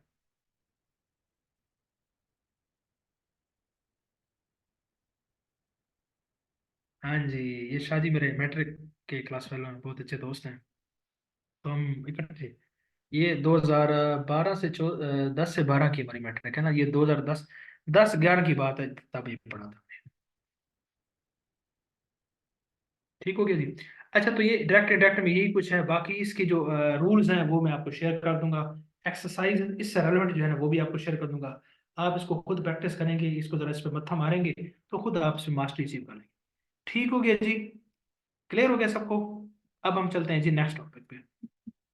वो भी बड़ा इजी टॉपिक है, और वो आपको समझ आ जाएगी बिल्कुल, और वो है आपका एक्टिव पैसिव वॉइस। ये भी आपने 10वीं क्लास में लाजमी जो है ना पढ़ा होगा। एक्टिव पैसिव वॉइस सेंटेंसेस आप देखें। एक्टिव पैसिव वॉइस क्या होते हैं? एक्टिव पैसिव वॉइस ये होते हैं, मिसाल के तौर पर मैं कहता हूँ कि, एग्जांपल देता हूँ, ये आम उर्दू में तो इसका अजीब सा मतलब बनता है, लेकिन अंग्रेजी में इसको ज्यादा फ्रिक्वेंट यूज होता है। मैं लिखता हूँ, मैं कहता हूँ कि मैं खत लिखता हूँ, मैं मिसाल देता हूँ, मैं खत लिखता हूँ। ये आपका एक्टिव है, आम हम यही इस्तेमाल करते हैं ना। इसका पैसिव क्या होता है? मुझसे खत लिखा जाता है। इन दोनों में क्या फर्क है? फर्क ये होता है कि एक्टिव के अंदर जो आपका सब्जेक्ट और ऑब्जेक्ट है, इसके अंदर क्या होता है, आपका ऑब्जेक्ट आपका सब्जेक्ट बन जाता है, और सब्जेक्ट आपका ऑब्जेक्ट बन जाता है, एक बात। और फिर जो सेंटेंस है वो उस हिसाब से चेंज होता है, बस। बाकी बड़ी बच्चों वाली बात है। देखें जी, भी आपको 12 सेंटेंसेस पे इस कंसेप्ट को आप अप्लाई करेंगे, और आप कहेंगे कि ये तो बिल्कुल बच्चों वाले। एग्जांपल है, प्रेजेंट सिंपल से लें। जैसे मैंने कहा कि मैं खत लिखता हूँ, आई राइट अ लेटर। मैं खत लिखता हूँ, ये है एक्टिव पैसिव, एक्टिव वॉइस। मैंने इसको पैसिव करना है। इस सेंटेंस में आपका जो सब्जेक्ट है ये आपका आई है, और ऑब्जेक्ट आपका क्या है? अ लेटर है, ये आपका ऑब्जेक्ट है। और आपका राइट क्या है? ये आपका वर्ब है। आई राइट लेटर। अब आप क्या करेंगे? पैसिव में क्या होता है, आपका ऑब्जेक्ट आपका सब्जेक्ट बन जाता है, तो ये पहले आ जाएगा, आप कहोगे अ लेटर, यहाँ पे आ गया अ लेटर। ठीक है। उसके बाद क्या होता है, अगर वो प्रेजेंट सिंपल टेंस है ना, तो वो किस में चेंज होता है? वो आपका इज एम आर आता है यहाँ पे, और आगे वर्ब की तीसरी फॉर्म आती है।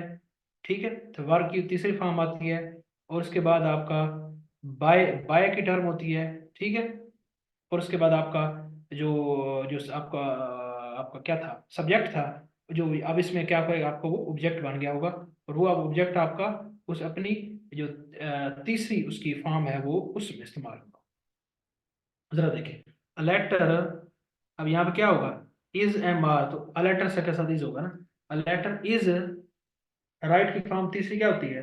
Write wrote written. A letter is written by object की। अब इस ऑब्जेक्ट क्या है आपका, ये सब्जेक्ट ये था, अब यहाँ पे ऑब्जेक्ट आपका बन जाएगा रिटन बाय आई, यानी कि आई, इसकी आई तो नहीं होगा, यहाँ पे क्या होगा, मी होगा, क्योंकि हमने ऑब्जेक्ट की तीसरी फॉर्म यूज करी।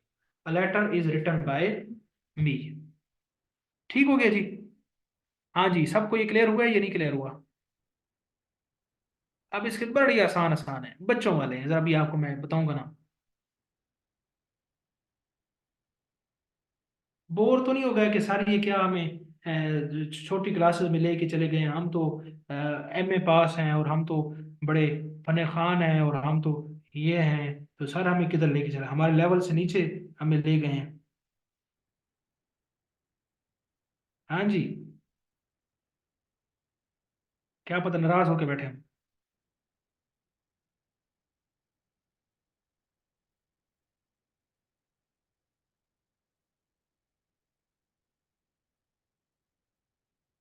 हाँ जी, वो 6 रूल्स हैं जो वो आपको मैं शेयर कर दूंगा, वो आप कर लेंगे। मैं इसकी एक दो और सवाल कर लेता हूँ, टेंस कैसे चेंज होते हैं, आप खुद इसको कवर करते जाएंगे, कुछ भी नहीं है इसमें, गप है ये गप।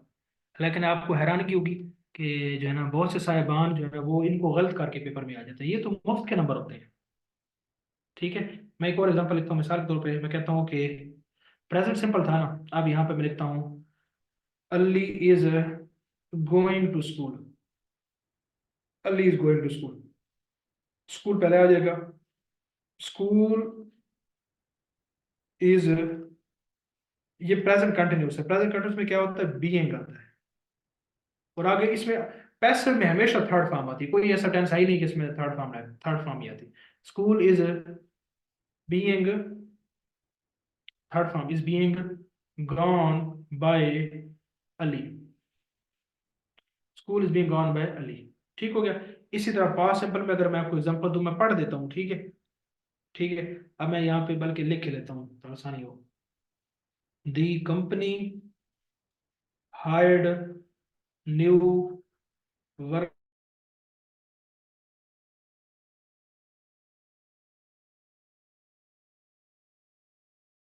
अब ये लास्ट ईयर क्या है आपका, ये लास्ट ईयर आपका ऑब्जेक्ट नहीं है, याद रखिएगा, ये आपका ऑब्जेक्ट है, न्यू वर्कर्स आपका ऑब्जेक्ट है, ये तो टाइम के हिसाब से बता रहे हैं। The company hired new workers, यहाँ पे ये न्यू वर्कर्स यहाँ पे आ जाएगा, न्यू वर्कर्स, ठीक है। अब ये कि हायर्ड है, ठीक है, तो ये इसके जब हायर्ड है तो ये आपका यहाँ पे क्या हो जाता है, ये वाज वार में चेंज होता है, the new workers were hired, new workers were hired, आगे क्या होगा, बाय द कंपनी, आगे वही एंड पे आगे लास्ट ईयर। ठीक है, इसी तरह ये सेंटेंसेस के रूल्स है, ये आपको मैं शेयर कर दूंगा तो आप इसको आसानी से कर लेंगे। अब जरा मुझे बताइएगा, ये कर लेंगे या मुझे कराने की जरूरत है, सब बताएं जरा मुझे।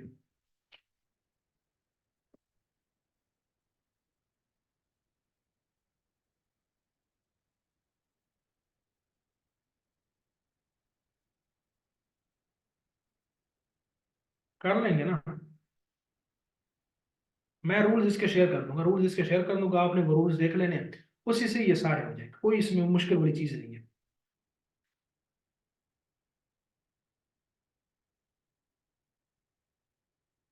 ओके हो गया, ठीक होगी। एक चीज उसमें डायरेक्ट इंडक्शन में अभी मुझे याद आई है, वो मैंने आपको नहीं बताई, वो बता देता हूं। अब हमने डायरेक्ट इंडक्ट में ना सिर्फ अभी तक इंटेरोगेटिव सेंटेंस पढ़े हैं, और उसके बाद जो है ना वो आपके क्वेश्चन वाले पढ़े हैं, लेकिन उसके साथ थोड़े से ना और भी सेंटेंसेस हैं, वो भी देख लें। ठीक है, वो क्या है, मैं कहूँ कि उसको कहूँ सेंटेंसेस ऑफ एक्सक्लेमेशन, यानी कि ऐसे सेंटेंसेस भी हैं जिनके अंदर कोई एक्सक्लेमेशन हो, कोई जज्बात हो, कोई एहसासात हो, उनका इजहार। ठीक है, तो उनको भी हम पढ़ लेते हैं। जी उसामा, कुछ पूछना है आपने, ये सर ये डायरेक्ट जो डायरेक्ट, जी जी।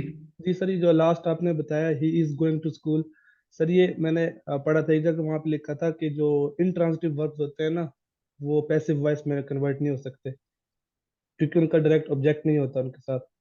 तो मतलब इसमें जो आपके इन हमारे सेंटेंस में फिर क्या होगा, जो सर है ना, he is going to school या Ali is going to school, तो उसको पैसिव में हम कन्वर्ट कर ही नहीं सकते, उसका पैसिव है ही नहीं।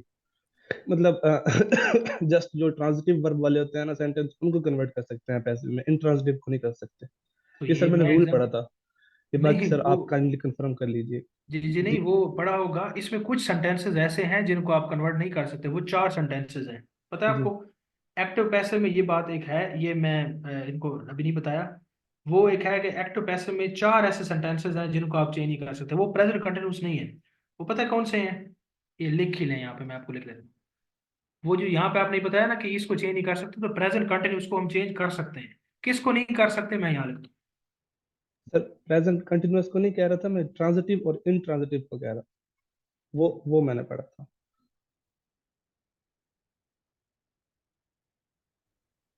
हूँ। नहीं जी जी, जी नहीं हम तो, जी हमारी एग्जांपल प्रेजेंट कंटिन्यूस की थी ना, जी सर, फ्यूचर वो सर कंटिन्यूस जी की। सर वो कर सकते हैं वो, वैसे ठीक है, लेकिन जिस सेंटेंस में इनट्रांजिटिव वर्ब आ जाए ना, उस सेंटेंस को नहीं कर सकते, वो बेशक पास्ट में हो, प्रेजेंट में नहीं हो, नहीं नहीं नहीं कंटिन्यूअस में। नहीं, ये ऐसा नहीं जी है, इंट्रांजिटिव का इसके साथ कोई चक्कर नहीं है। 4 ऐसे सेंटेंसेस हैं जिनको आप नहीं कर सकते, ये सीधे लिखा है, मैं अभी सेंटेंसेस का नाम लिखता हूँ, इंट्रांजिटिव के साथ कोई चक्कर नहीं है ओके उसका। Okay sir.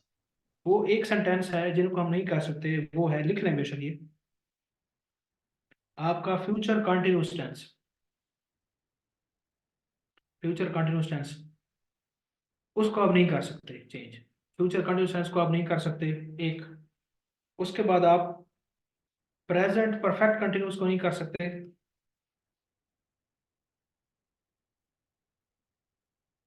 उसके बाद आप पास्ट परफेक्ट कंटिन्यूस को नहीं कर सकते। उसके बाद आप फ्यूचर परफेक्ट कंटिन्यूस को नहीं कर सकते।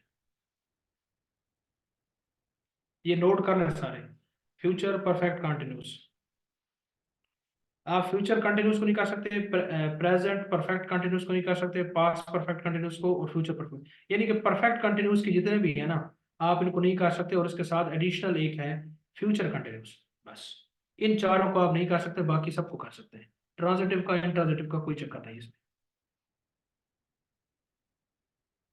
ठीक हो गया जी? हाँ जी, ये इन्होंने सीरियस ने बताया, ये बस नोट कर लीजिए, मैंने आपको चार जो बताया ना, ये आपको बताना चाहिए। सबको ये बात क्लियर हो गई है? आमतौर पे जिसको कन्वर्ट नहीं कर सकते वो पेपर में आता ही नहीं है, पेपर में वही सवाल आपको आता है जो कन्वर्ट हो सकता है। ठीक हो गया? मैंने कभी एक दफा भी ऐसा पेपर में सवाल नहीं देखा जो कन्वर्ट ना हो सकता हो पेपर में आया हो। तो वो पेपर में असेस कर रहे होते हैं कि इसको करना आता है ये कन्वर्ट या नहीं, तो जो हो ही नहीं सकता तो वो तो उनका काम नहीं है ना चेक करना। उसामा, आपको क्लियर होगी ये बात? जी सर, क्लियर हो गया। ठीक हो गया, बाकी मजीद भी इसको आप देखें, और अगर आपको कोई इसका कोई वैलिड सोर्स मिलता है आप मुझे व्हाट्सएप में शेयर कीजिएगा, मैं उसको देख लूंगा। ओके सर, मैं शेयर कर दूंगा ठीक सर। जी, ठीक है। तो ये चीज थी, अब ये तो आपने नोट कर लिया। आप मतलब आपके काम आसान हो गया ना, आपके 12 सेंटेंसेस से 12 में से 4 को निकाल दे, पीछे बच गया 9। तो 9 को आपने चेंज करना है, 9 की आपने करना है, और बाकी को नहीं करना। ये एक्टिव पैसिव की बात हो रही है, याद रखिएगा, ये एक्टिव पैसिव की बात हो रही है। एक्टिव पैसिव में डायरेक्ट इंडायरेक्ट के साथ कोई ताल्लुक नहीं है, ये बताओ, ये ना हो कि आप वहां पे ये फार्मूला लगा के बैठ जाए। ठीक है? तो 12 में से 8 को आप कर सकते हैं, तो 8 तो काम आसान हो गया ना। इनको जो ये जब ये सेंटेंस आए, गोली मारे हम नहीं हो सकता आगे चले, इसी वजह से इसके सिंपल सिंपल ही होते हैं। अच्छा, अब हम चलते हैं जी, मैं आपको बता रहा था कि डायरेक्ट इंडायरेक्ट में हमारी एक चीज रह गई थी, उसको मैं बताता हूँ कि वो जो सेंटेंस है साइन ऑफ एक्सप्लेनेशन वाले, वो रह गए कैसे। मैं एग्जांपल देता हूँ, मैं कहता हूँ he said to me we have, यहाँ पे लगा लें hurrah, hurrah we have won the match, won the trophy, या कुछ भी लिख। अब इस सेंटेंस पे अगर आप देखें कि hurrah we have won the match, ये हुर्रा ये इंटरजेक्शन है, तो इसको देख के आपको पता चल गया कि ये कुछ जज्बात का इजहार हो, कोई एहसास का इजहार हो रहा है। तो ऐसे सेंटेंसेस को एक्सक्लेमेटरी सेंटेंसेस कहते हैं, एक्सक्लेमेटरी सेंटेंसेस। ठीक है? तो ऐसे सेंटेंस को डील करने का थोड़ा डिफरेंट तरीके का है। इसमें आप क्या करते हैं, इसमें आप सैड नहीं लिखते, इसमें आप आस्ट नहीं लिखते, आप यहाँ पे वो कैफियत बयान करते हैं। आप लिखते हैं, यहाँ पे आप लिखते हैं he exclaimed with Joy, he exclaimed with Joy. ठीक है?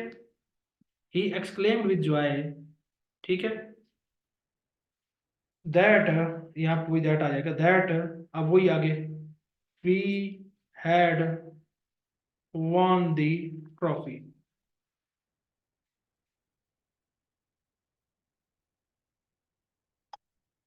ठीक हो गया? हाँ जी, चेंज हो जाएगा, चेंज बिल्कुल, ये हैड ही आएगा। अब यहाँ पे है तो यहाँ पे हैड आएगा, we had won the trophy, बिल्कुल ऐसे ही होगा, लाजमी सी बात, उसमें तो सेंटेंस का चेंज इन्वॉल्व है। ठीक हो गया जी? ये है इसमें। अब यहाँ पे कुछ और भी सेंटेंसेस हो सकते हैं, बाकी ये जितने भी खुशी के होंगे, गम के होंगे, सारे होंगे ये इसी तरह ही होंगे। लेकिन इसके अंदर एक सेंटेंस ऐसा है जो थोड़ा सा उसका स्ट्रक्चर चेंज है, वो भी जरा नोट करें। कैसे जी?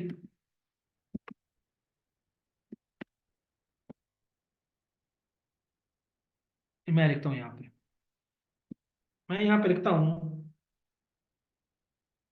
फादर, क्या कहते हैं, टोल्ड हिज सन। ठीक है? ओबे योर टीचर्स। अब इस सेंटेंस को देख के आपको क्या पता चल रहा है, ये किस तरह की बात हो रही है? क्या ये साइन ऑफ एक्सक्लेमेटरी सेंटेंस है? ये क्या चीज है? ये आपको इसको देख के क्या लग रहा है आपको? बाप ने अपने बेटे को कहा कि अपने सौदागराम की एहतराम किया करो। हाँ जी, इंपेरेटिव सेंटेंस है ये। हुक्मिया फैसला है, हुक्मिया, आपको कोई हुक्म उसको दे रहा है, ये इस तरह का सेंटेंस है। इसमें कोई फीलिंग्स नहीं इन्वॉल्व, ना ये फीलिंग्स इन्वॉल्व है, ना ये सिंपल सेंटेंस है, ना ये आपका क्या है, दूसरा आपको जो बताया वो है। ठीक है, तो इसमें ये फीलिंग्स। अब यहाँ पे दो चीज आ सकती हैं। आप यहाँ पे फादर ने उसको, आप कह सकते हैं कि उसने नसीहत की, ये भी हो सकता है, ये भी हो सकता है कि उसने हुक्म दिया, दोनों हो सकते हैं।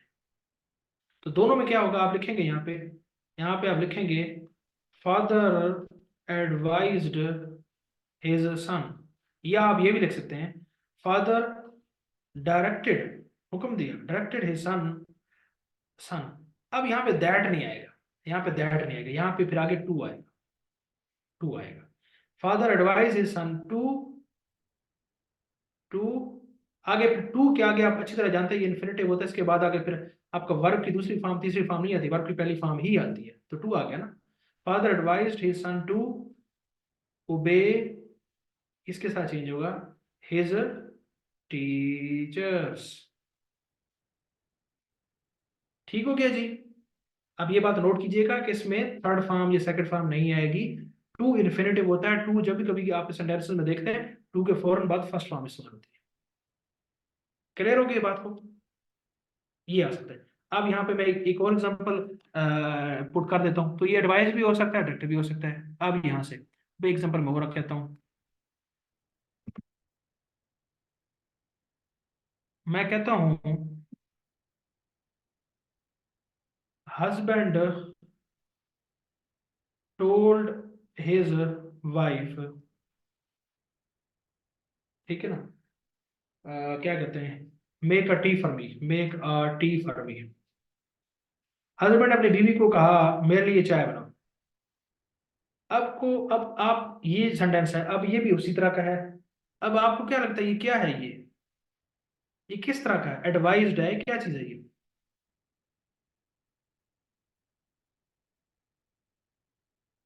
अब देखिए यहाँ पे बड़ा एक इंटरेस्टिंग चीज आ जाती है। ऑर्डर ठीक है, बाकी को क्या लगता है? Imperative, command. अब यहाँ पे देखें ना, यहाँ पे इंटरेस्टिंग सिचुएशन है।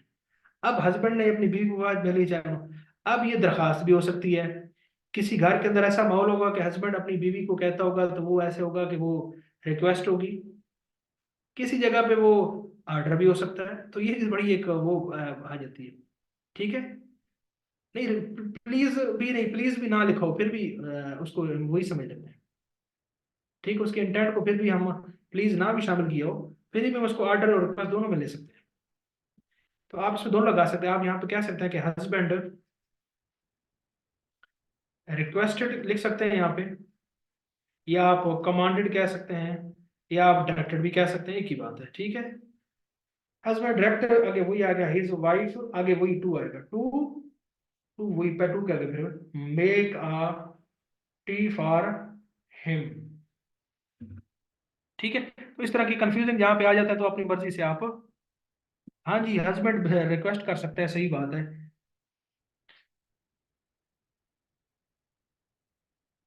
ऐसे ही है, कभी भी रिक्वेस्ट चाहिए, खासतौर पे अगर ऑफ टाइम में है कोई, अगर तो एक टाइम है चाय पीने का तो ठीक है। अब ऐसे टाइम मिसाल अभी 10 बजे 11 बजे कोई चाय की दरखास्त भेजे तो वो तो रिक्वेस्ट ही करनी चाहिए ना।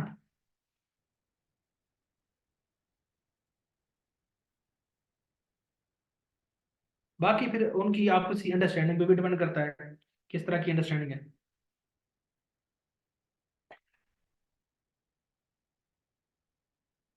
क्लियर हो गया आपको? ये एक चीज मिस हो गई थी, डायरेक्ट इनडायरेक्ट के हवाले से आपको क्लियर हो गई।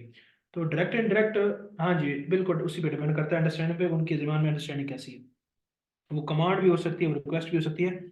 बस ये चीज मेक श्योर होनी चाहिए कि उनकी इस काम से उनकी जो बॉन्डिंग है वो बेहतर हो रही हो, ना कि कमजोर हो रही हो, ये इंपॉर्टेंट चीज है। तो खैर हमने आज डायरेक्ट इनडायरेक्ट को अच्छे तरीके से कवर कर लिया, एक्टिव पैसिव को क्लियर कर लिया। तो मुझे साहब जरा ये बताएं, ये दोनों टॉपिक आपको बिल्कुल क्रिस्टल क्लियर हो गए हैं? इनके जो रूल्स हैं और उनकी एक्सरसाइज मैं आपको भेज दूँ। हाँ जी, बताइएगा सब।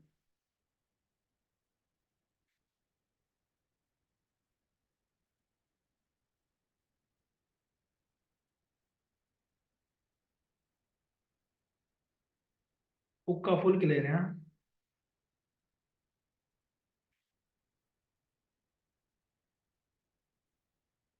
फिर भी किसी को अगर बात भी किसी को समझ ना आवे तो वो पूछ सकता है, असा हाजिर हाँ।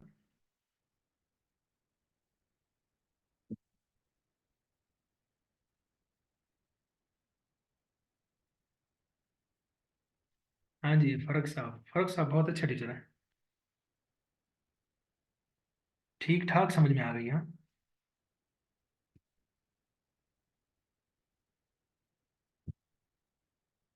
ठीक हो गया।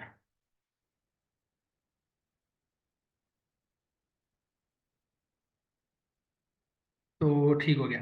अब जी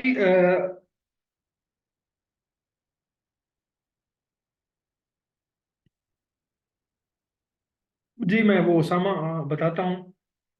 आपने मुझे एंड पे रिमाइंड कराना है। मैं एक चीज़ और बतानी थी, वो बता दूँ, फिर मुझे भूल जाएगी।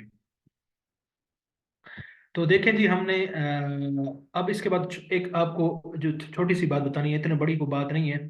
वो ये है कि हमने आज क्या पढ़ा। हमने आज एक्टिव पैसिव पढ़े, डेप्थ पढ़े। इसके अंदर आप खुद देखें, इसके अंदर कोई भी क्रैमिंग इन्वॉल्व नहीं है, तो ये अंडरस्टैंडिंग बेस्ड चीज़ है। तो हम अंडरस्टैंडिंग का जो बात कर रहे हैं बार बार, उसके अंदर हमने पार्ट्स ऑफ स्पीच को पढ़ा है जो कि अंडरस्टैंडिंग के गिर्द ही रिवॉल्व करती है। उसके बाद हमने टेंसेस पढ़े हैं 12, वो अंडरस्टैंडिंग से रिलेटेड ही हैं। उसके बाद हमारे पास एक्टिव पैसिव हमने देखे, वो अंडरस्टैंडिंग पे रिलाई करते हैं। उसके बाद कंडीशनल सेंटेंसेस वो अंडरस्टैंडिंग पे ही आते हैं। डायरेक्ट इनडायरेक्ट आपके अंडरस्टैंडिंग। अब इसके साथ मीन वाइल आपका यहाँ पे मेमोराइज पार्ट भी है। अब मेमोराइज पार्ट के अंदर मैं आपको कुछ चीज़ें बताता हूँ, आपको साथ में टास्क भी असाइन कर दूंगा, ताकि ये जो आपकी एक एक्सटेंडेड वेकेशंस हैं उनमें आप उनको भी पढ़ लें। अब मेमोराइज में क्या चीज़ आ जाती है? मेमोराइज में सबसे पहले आपका आ जाता है वोकेबलरी। वोकेबलरी क्या होती है? जखीरे अल्फाज। आपको एक वर्ड है, उसका मीनिंग आना चाहिए। अब वो वोकेबलरी आपकी, वर्ड कोई लिखा होगा उसका मीनिंग भी पूछा जा सकता है, उसकी उर्दू भी पूछी जा सकती है, उसका सिनोनिम भी पूछा जा सकता है, उसका एंटोनिम भी पूछा जा सकता है। ये सारी आपकी वोकेबलरी ही होती है। ये किसी एंगल में भी पूछा जा सकता है प्योर रट्टा, ये कोई अंडरस्टैंडिंग नहीं है। आपकी जितनी रीडिंग है, जितना आपने चीज़ों को पढ़ा हुआ है, वही आएगा आएगा, नहीं तो इसका कोई ट्रिक या कोई फार्मूला है ही कोई नहीं। दूसरी जो पार्ट है इसमें, वो है one word substitution. One word substitution क्या होती है? कि एक पूरी लाइन हो वर्ड्स की, आप उसको एक ही वर्ड में रिप्लेस कर दें, उसको वन वर्ड सब्स्टिट्यूशन कहते हैं। जिस तरह मैं अगर आपसे बात करूं, मैं कहूं कि ऐसा जानवर जो कि सब्जियां खाता है उसको डैश कहते हैं। क्या कहते हैं? ऐसा जानवर जो सब्जियां खाता है उसको डैश कहते हैं। क्या लगता है आपको? यस, हर्बीवोर उसको कहते हैं।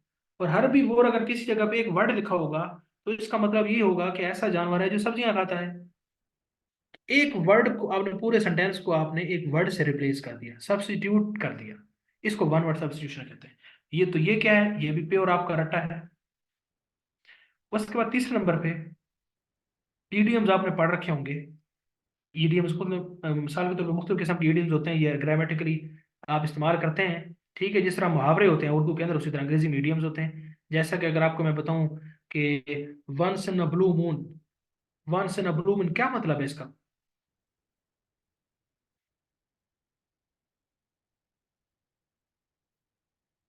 किसी को पता है once in a blue moon का क्या मतलब है? हाँ जी, रेयरली, ऐसा काम जो बहुत कम हो। ठीक है, तो ये रेयरली है। इसी तरह मैं अगर आपको कहूं कि अ ब्लेसिंग इन डिसगाइज, वो क्या है?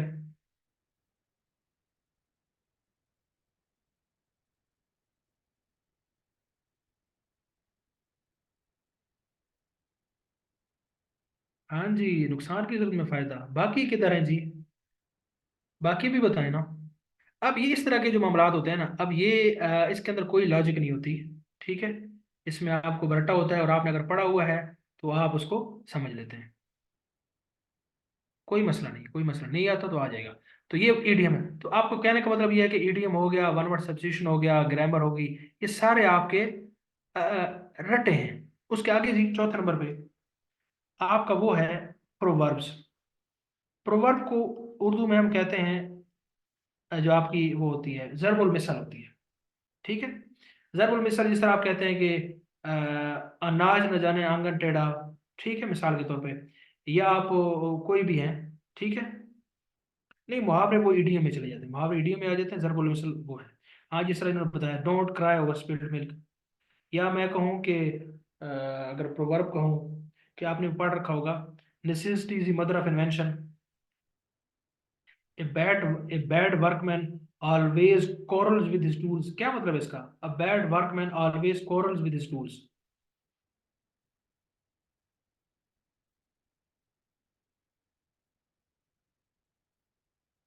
नहीं, टिट फॉर टेट तो अदले का बदला होता है। A bad man always quarrels with his tools।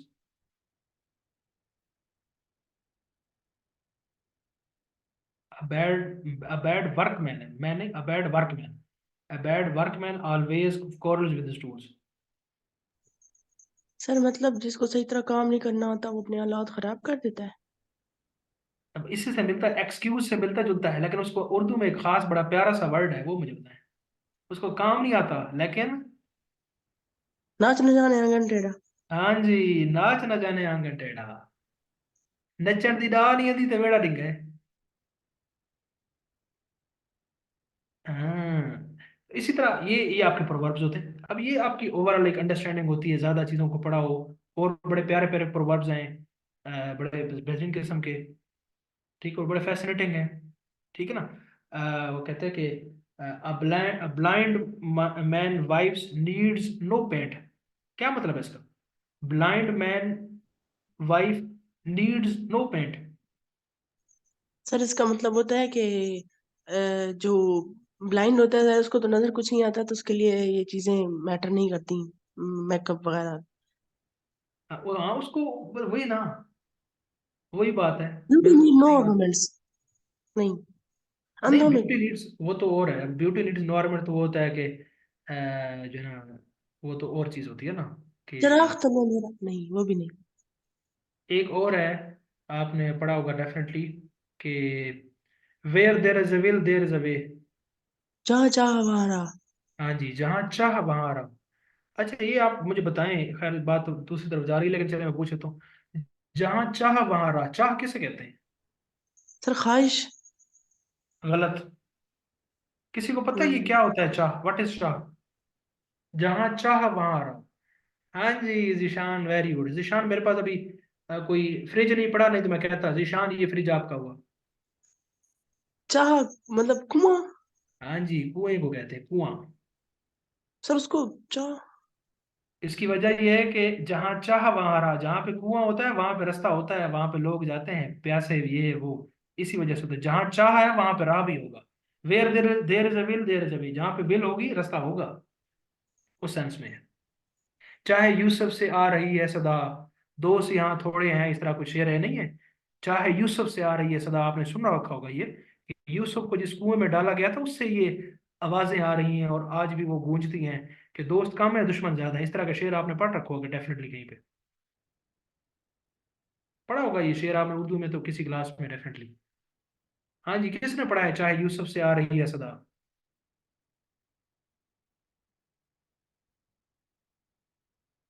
किसने पढ़ा है जरा बताएं मुझे।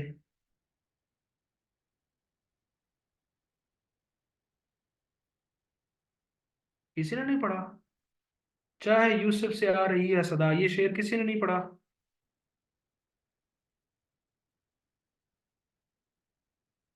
कमाल है, वैसे किसी ने तो पढ़ना चाहिए था, ये तो इजी है, तो बड़ा फाहम फहम और इस्तेमाल भी होता रहता है।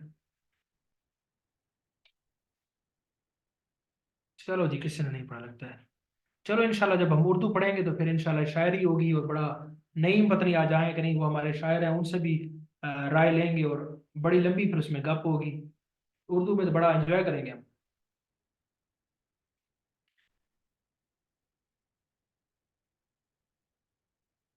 हाँ जी, नात में सुना था, तो वही बात है ना, हम चीज़ों को मेमोराइज कर लेते हैं, अंडरस्टैंडिंग करते हैं।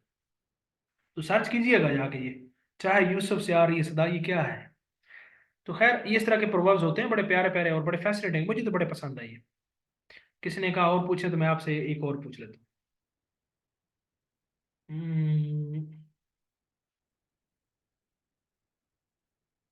क्या होना चाहिए?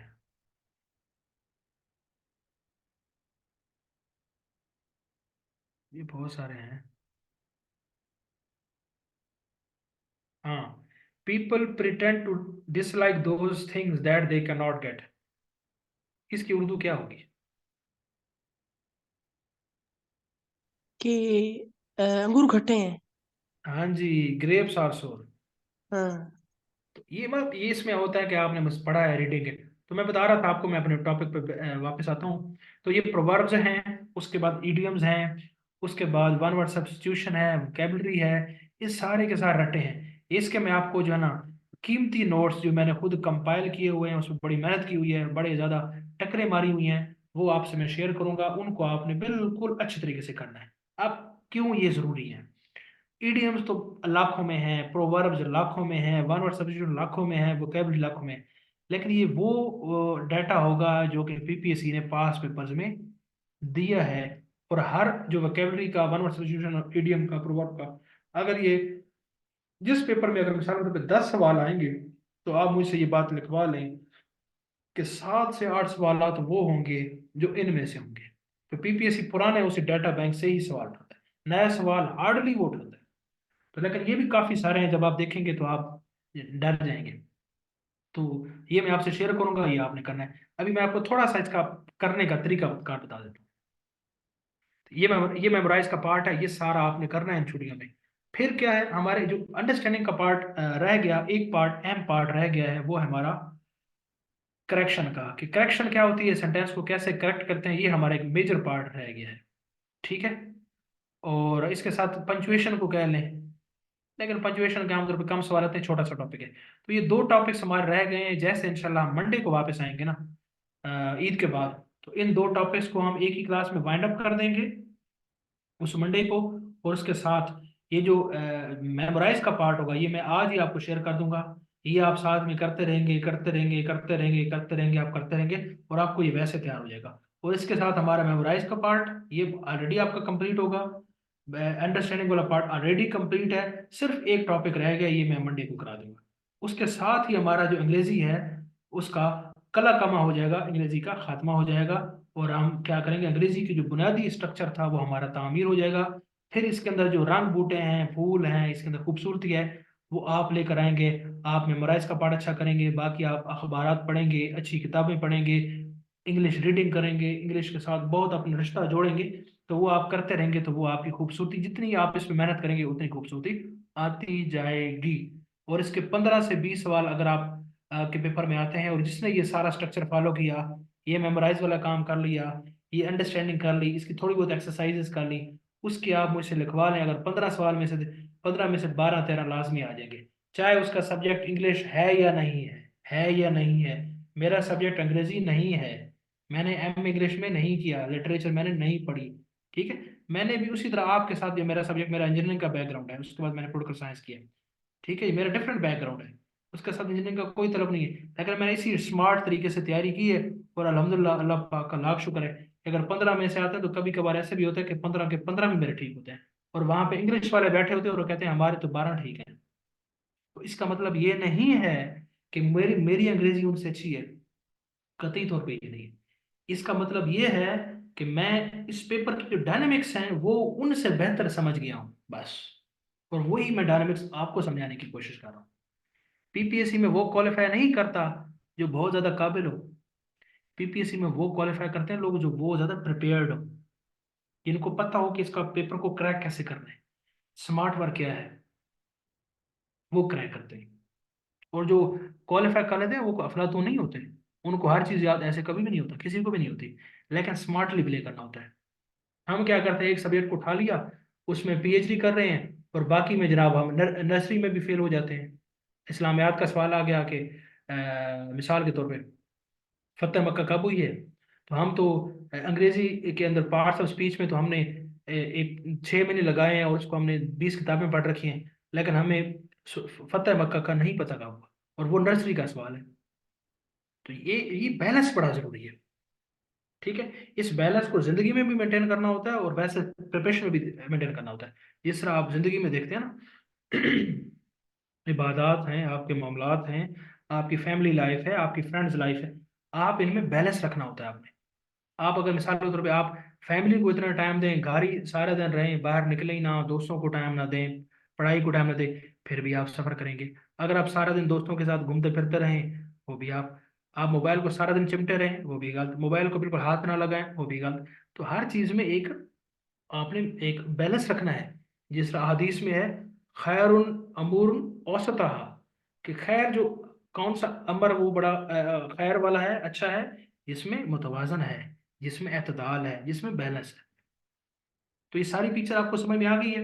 ये मुझे बताया, फिर मैं आपको सरसरी तौर बता देता हूँ कि आपने इसको करना कैसे है वोकैबुलरी।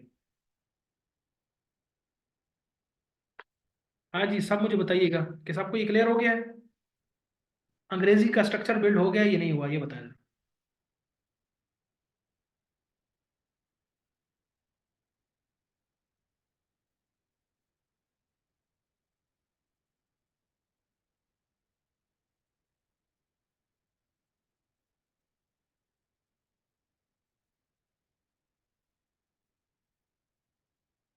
सब बताएं मुझे।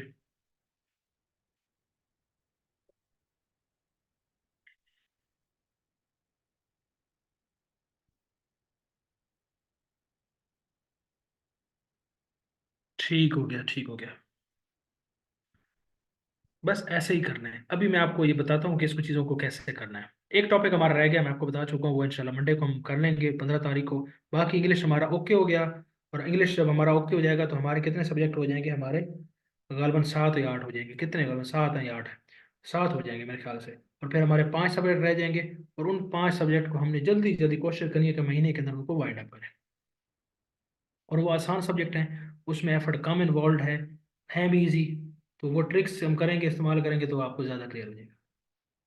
जो मुश्किल तरीन सब्जेक्ट्स थे आपके, जिनमें बहुत ज़्यादा एफर्ट चाहिए थी, मेरे एंड पे भी और आपके एंड पे भी, वो गुजर गए हैं। ठीक है। तो आप जब ईद की खुशियां मनाएं तो साथ में ये भी खुशी मनाएं कि हमने जो पीपीएससी 1 पेपर के जितने भी सब्जेक्ट्स थे, हमने उसमें से 7 8 कर ली हैं और मुश्किल कर ली हैं। इसकी भी खुशी अलग से मनानी है आपने। मिठाई खानी है खुद भी और किसी को खिलानी भी है।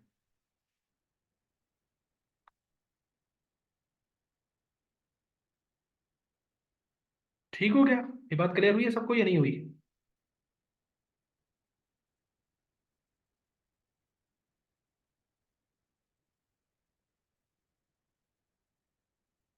सारे सो गए हैं, पता नहीं। क्लियर हुई है या नहीं हो क्लियर बात ये? हाँ जी। मिठाई खुद भी खानी है और किसी और को भी खिलानी है। और अगर उस्ताद को खिला दें या भिजवा दें तो उसमें भी कोई ममानियत नहीं है।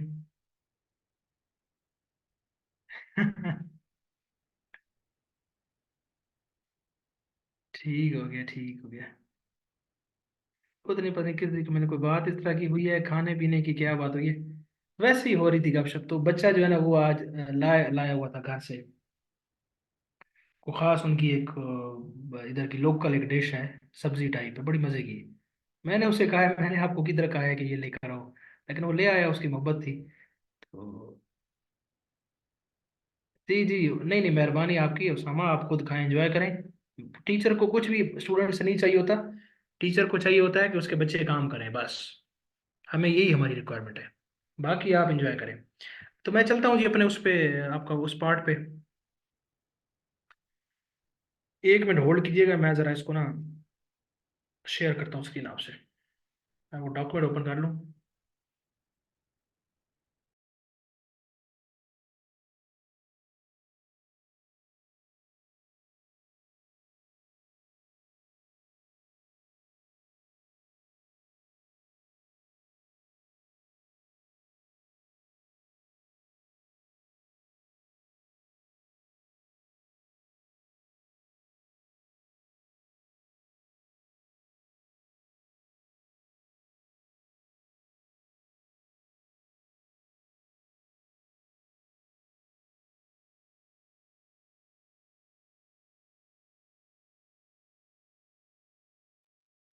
हाँ जी, अब बताइएगा आपको स्क्रीन शो हो रही है?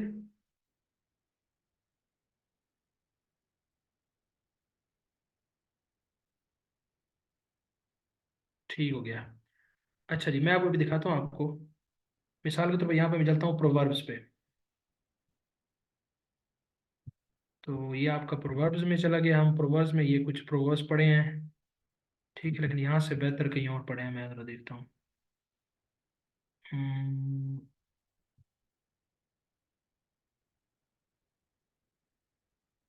ईडियम्स में चलते हैं। अब ये ईडियम्स है, मैं कुछ ईडियम्स यहाँ पे ओपन करता हूँ आपके सामने, ठीक है।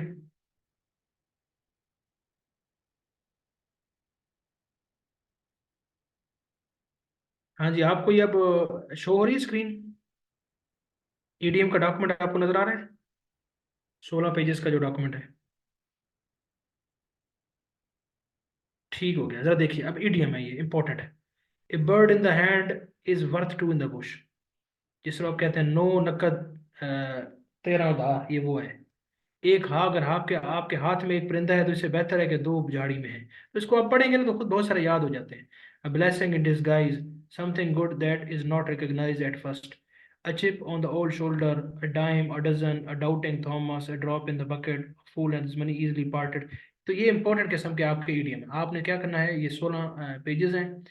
तो अगर आप इसको प्रिंट कर सकते हैं तो आप इसको प्रिंट कर लें। और आपने क्या करना है, अब आपने ऐसा नहीं करना कि पहला उठाया और इसको रटना शुरू कर दिया, bird in the hand, bird bird bird bird bird bird, ये नहीं करना। आपने क्या करना है, एक पढ़ा, फिर दूसरा पढ़ा, फिर तीसरा। इनमें से कुछ ऐसे होंगे जो आपको अच्छे अच्छे लग रहे होंगे, और कुछ मुश्किल मुश्किल लग रहे हैं। जो अच्छे अच्छे लग रहे हो ना, उनको टिक कर दें। उनको टिक कर दें, सारे एकदम 16 पेजेस पढ़ने हैं आपने। उसमें उसको टिक कर दें। फिर दोबारा उसको दूसरी दफा उन्हीं उन्हीं को पढ़ें, फिर तीसरी दफा उन्हीं को पढ़ें। बस उस डॉक्यूमेंट को छोड़ दें। फिर दूसरे डॉक्यूमेंट पे चले जाएं।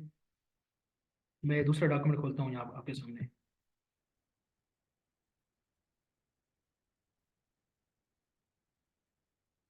ठीक है, अभी मैं इस पे चला गया। अभी देखें, dog in the manger, Freudian slip, caught the Gordian knot, sugar daddy, cog in the machine, eat humble pie, human service, out of words, swan song to weather storm, bear the brunt, meet halfway, find one's feet, by and by, they we keep and the ball rolling, ये वो पता नहीं सारे जितने भी। Again इस document को आप खोलेंगे, इसको पढ़ेंगे। इसमें से जो आपको अच्छे लग रहे होंगे, समझ में आ रही होगी, तो उसको आप टिक कर देंगे, उसको दोबारा गो थ्रू करेंगे। जो समझ नहीं आ रही उसको छोड़ दें। ठीक हो गया। इसी तरह आपने यही काम अपने परवर्स पे करना है, यही आपने इन पे करना है। ठीक है। अभी आप इनिशियली अगर एक डॉक्यूमेंट के अंदर मिसाल के तौर पर अगर एक 200 ईडीएम है, तो 200 में से अगर आप 40-50 भी करने में कामयाब हो जाते हैं तो वो भी बहुत अच्छी बात है। An apple a day keeps a doctor way, ये प्रोवर्ब्स है, बड़ा इजी है। A penny saved in penny earned. Early bird catches the worm. Eat to live, but do not live to eat. Forewarned is forearmed. Courtesy costs nothing. Clothes don't make a man. All work and no play make Jack a dull boy. You cannot have the cake and eat it too. Buy the best of best and you only cry once. तो जैसे पढ़ा है ना आपने, सस्ता रोए बार बार और महंगा रोए एक बार। Buy the best and you only cry once, better safe than sorry. You cannot make omelets without breaking a few eggs. If the shoe fits, wear it. Don't spit into the wind, otherwise it will come back. ठीक है। A miss by inch is miss by mile. After one, अब ये इस तरह के आपने बहुत सारे पाठ रखे होंगे। अब अगर आप इसको जरा देखें, कितने हैं ये 214 हैं। अब ये सारे मैंने खुद वर्ड के अंदर कॉपी पेस्ट किए हैं, और इनको डिफरेंट सोर्सेज से इकट्ठा करके यहाँ पे रखा है। और ये आप उठा के देख रहे हैं पीपीएससी के पेपरों में, इसी में से यही तो हैं, इसी से तो मैंने उठाए हैं, और उन्हीं से। ठीक है। A tree is non veg fruit, a sleeping fox catches no poultry, a rolling stone gathers no moss, a nod is nothing is enough to the node, a man is known by the company he keeps, a liar has no legs to stand upon, a drowning man catches a straw, a constant guest is never welcome। ठीक है। तो ये सारे आप एक दफ़ा वही बात गो थ्रू करेंगे, और जैसे आप इसको गो थ्रू करेंगे तो आप उसमें जो अच्छे लगते हैं, इजी लगते हैं, उनको टिक कर दें, उसको बार बार रिवाइज करें। अगर आप अच्छे लगने वाले ही अगर आप कर लेना तो फिर भी काफ़ी हो जाएंगे। ठीक है। तो ये आप काम प्रोवर्ब्स पे भी करेंगे, ईडियम्स पे करेंगे, यही काम। उसके बाद चलते हैं जी वोकैबुलरी पे। कहाँ है जी वोकैबुलरी? ये पढ़िए वोकैबुलरी। ये जो वर्ड्स मैं इसके यहाँ पे लिखे हुए हैं कुछ,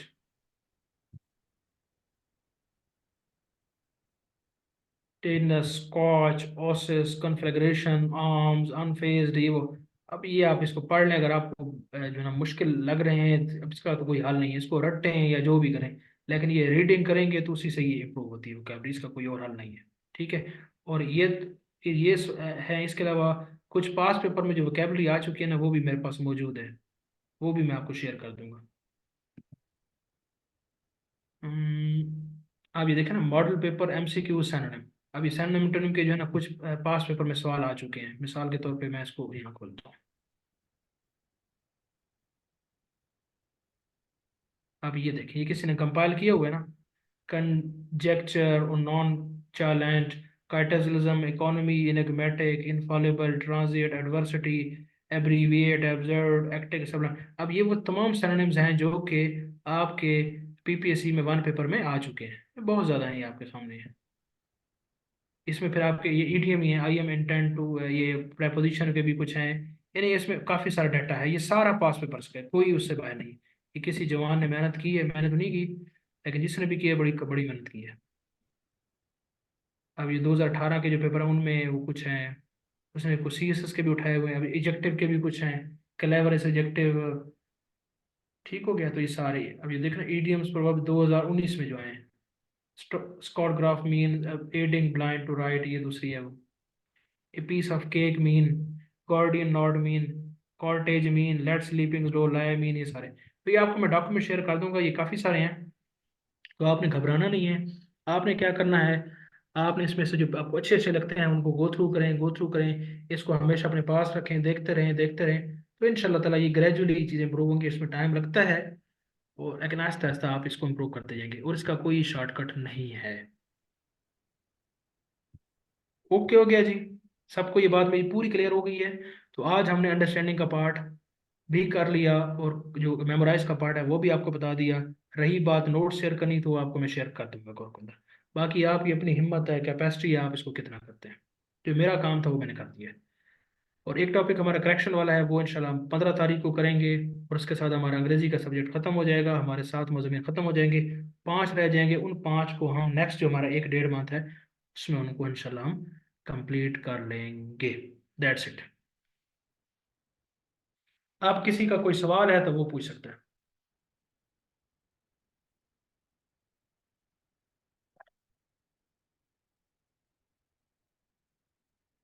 हाँ जी, सारे सो तो नहीं गए?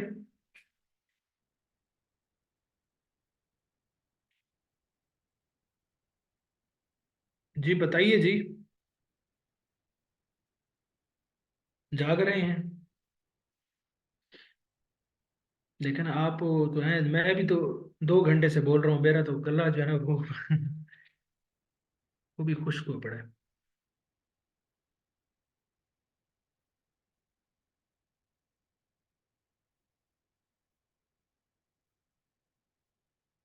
जी रेस्ट करते हैं जी, अल्लाह खैर करे।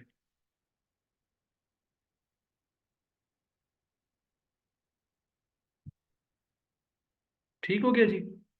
ये अपनी मैं जो 3 4 साल की मेहनत है वो आपको बता रहा हूँ, इस पे मनोवन अमल करें। ठीक है। और कोशिश करें, जान लगाएं इसके ऊपर। बाकी खुद तजर्बात करने हैं तो वो भी कर सकते हैं आप, लेकिन फिर आपको बड़ा वक्त लग जाएगा।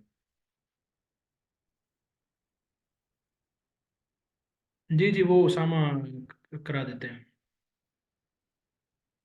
ठीक हो गया। हाँ जी, मैं भी अब रेस्ट करूंगा, नहीं तो ये इस रमज़ान में बड़ी ज़्यादा हेक्टिक रूटीन रही है। आपको तो रूटीन होगी ना मेरे, अगर आप अपनी रूटीन बताऊँ तो आप हैरान होंगे। इधर जॉब के मामलात हैं, फिर यहाँ पे कुछ कमेटियों का मैं मेंबर हूँ, उनको ओवरसी करना होता है। एडमिशन यहाँ पे पहले हो रहे थे, उनको हम देख रहे थे। 100 मामलात होते हैं हमारी गवर्नमेंट की, डिफरेंट किस्म के, कभी फॉरेस्ट डे है और कभी डेंगू डे है, उसकी एक्टिविटीज़ होती हैं, वो भी करनी होती हैं। साथ में इस लेक्चर को प्रिपेयर करना होता है, आपको डिलीवर करना होता है। मेरी एमफिल की क्लासेस चल रही हैं, इवन के मेरे एग्जाम चल रहे थे, रमज़ान आपके सामने है, ये भी है। तो इतने ज़्यादा काम इकट्ठे चल रहे हैं। तो इस ये सारी बताने का आपको मकसद ये है, को आपके सामने डैश डूश मारना नहीं है, कोई कोई चौड़ा होना आपके सामने नहीं है। ठीक है। इसका मकसद ये है कि ये एफर्ट जिंदगी में, ये एफर्ट बड़ी जरूरी होती है, और आप भी एफर्ट करें। ठीक है। कोई भी बंदा एफर्ट करने से, कोशिश करने से नहीं गसता। आप जितनी मेहनत करते हैं, आप अपना दिमाग को जितना यूटिलाइज करते हैं, उतना दिमाग अच्छा काम करता है। कोई मसला नहीं है, जान लगाए। हम इतना कुछ अल्हम्दुलिल्लाह अच्छी अचीव करके भी इतनी एफर्ट कर रहे हैं आप सबके लिए, तो और आप एफर्ट ना करें तो ये तो अच्छी बात नहीं। ठीक है। और मकाम एफर्ट वाले लोगों को ही मिलता है। चस्के गप ऐसे काम नहीं बनता। हाँ, गप भी लगाएं, एंजॉय भी करें, लेकिन अपना जो काम है वो उसको टॉप प्रायोरिटी रखें। अभी आपके ये 10 दिन हैं, आप इसमें एंजॉय करें, घूमें फिरें। 2-3 दिन पढ़ाई को दे दें, बाकी आप एंजॉय करें। फैमिली को टाइम दें, दोस्तों को टाइम दें, घूमें फिरें, ऐशी मारें। वापस आए नई एनर्जी से, फिर डट जाएं। मैं पूरी इस एनर्जी में एक होल हार्टेड एफर्ट रही है। अब इंशाल्लाह ताला इस हफ्ते रेस्ट करेंगे, सुकून करेंगे, फैमिली को टाइम देंगे, और दोस्तों को टाइम देंगे। और शाह जी, फिर इंशाल्लाह कल मिल रहे हैं, अल्लाह खैर करे।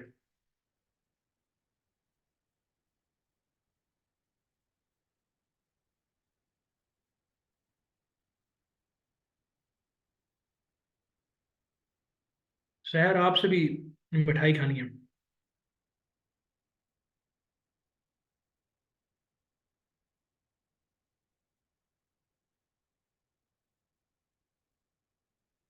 हाँ जी, 100% जो है ना करना होता है। अच्छा, ये उसामा ने जो है ना किया है, सवाल पूछा था कि शुरू में क्या डट डट का बताया, ये कोई एक्सप्लेन कर दे। सर आप कर दें जरा इनको, शुरू में डट डट के बारे में क्या बताया था, 1-2-3 मिनट के अंदर जल्दी से एक्सप्लेन कर दें। उसामा सुनिएगा। जी सर। आपने ये बताया था कि जो डायरेक्ट नरेशन होती है इसमें हम किसी का जो भी डायलॉग है उसको डायरेक्ट वे में आगे कन्वे करते हैं। जैसे कि मुझे सर सुहेल ने कहा कि मेहनत करो, और मैं अपनी दोस्त को बता रही हूँ कि मुझे सर सुहेल ने कहा कि मेहनत करो। मतलब मैं उनके डायलॉग को एज इट इज कोट कर रही हूँ, तो वो डायरेक्ट नरेशन है।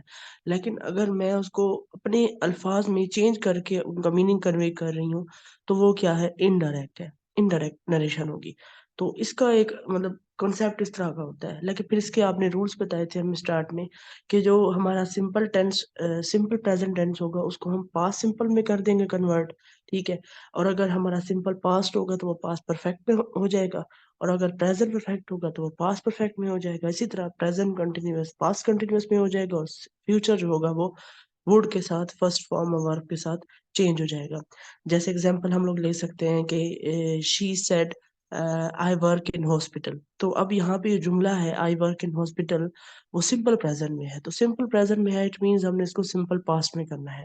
शी सेड भी कर सकते हैं या शी टोल्ड भी कर सकते हैं। शी सेड इन्वर्टेड कॉमास को खत्म करने के लिए दैट लगा के, जो कि सिंपल फिक्र है, सवालिया नहीं है, तो दैट लगा के एंड उसने मुझे कहा कि मैं अस्पताल में काम करती हूँ। अब ये तो डायरेक्ट नरेशन थी ना, उसने अपनी बात की।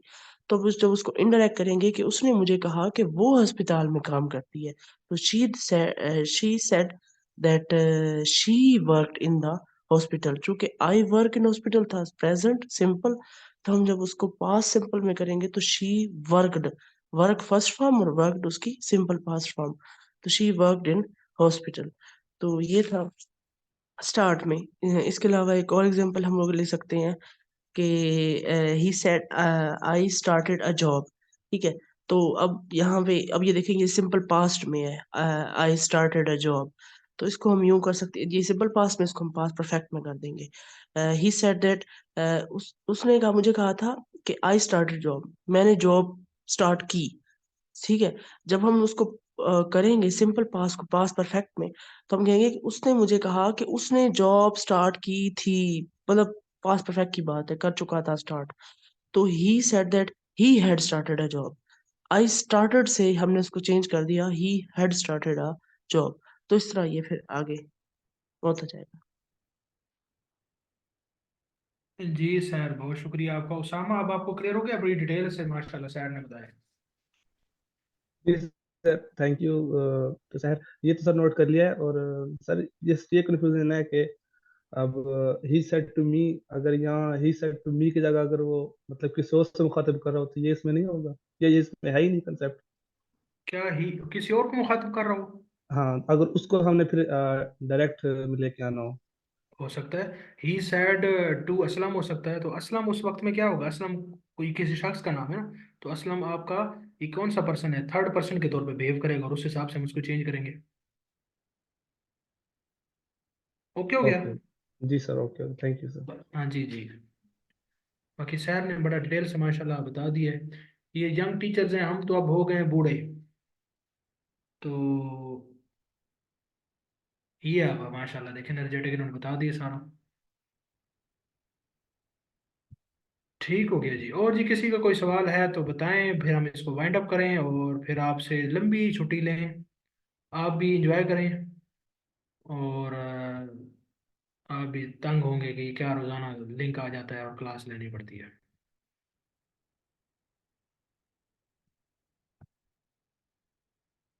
ठीक हो गया जी। जी जी, खैर मुबारक, अभी ईद नहीं आई है। दुआ में याद रखिएगा जी, नाचीज़ को दुआ में याद रखिएगा। मैं आपके लिए दुआ करूंगा सबको, अल्लाह ताला आपको बाइज़्ज़त रोज़गार से जल्द एज अर्ली एज पॉसिबल नवाजे। अल्लाह ताला आप सबको कामयाब करे। आपने नाचीज़ के लिए भी दुआ करनी है, बहुत सारी दुआ करनी है। ख़ास तौर पे मेरी लिए, मेरी वालदा और मेरे वाल साहब, इन दोनों के लिए स्पेशली दुआ करनी है।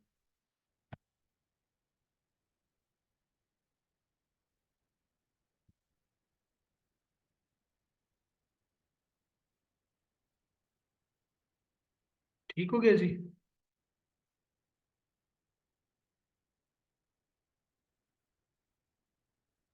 ठीक हो गया जी। ठीक है जी। Have a very good time with your family. Sir आप, जी जज़ाकल्लाह, बहुत शुक्रिया जी। जी, have a very good time with your family, with your friends, colleagues. Enjoy this special occasion of Eid al-Fitr and Eid al-Fitr ये आप सबके लिए है। और इसका, और ये एक तरह की रिलीफ है। आप जो रिस्ट्रिक्शन से गुजरते हैं रमज़ान के अंदर, उन रिस्ट्रिक्शन से आपको आज़ाद करता है ये त्यौहार। और आपकी जो सेक्रीफाइसेस हैं उनके बाद आपको ये अल्लाह ने रिवार्ड दिया है। ठीक है जी। इंशाल्लाह 15 तारीख मंडे को, अल्लाह खैर करे, अल्लाह ताला की तरफ से खैर हो, मुलाकात होती है। एक टॉपिक हमारा इंग्लिश का रह गया, उसको हम वहाँ कवर कर लेंगे। बाकी हमने 7 मज़ामीन जो है ना, आज वो मुकम्मल कर लिए हैं। बाकी आप इसमें रंग भरते रहेंगे, भरते रहेंगे, भरते रहेंगे। कोई कैसा सिलसिला है that is ongoing, that is recurrent, और वो कभी भी ख़त्म नहीं होने वाला। Thank you so much. अल्लाह हाफिज़। खुश रहें, आबाद रहें।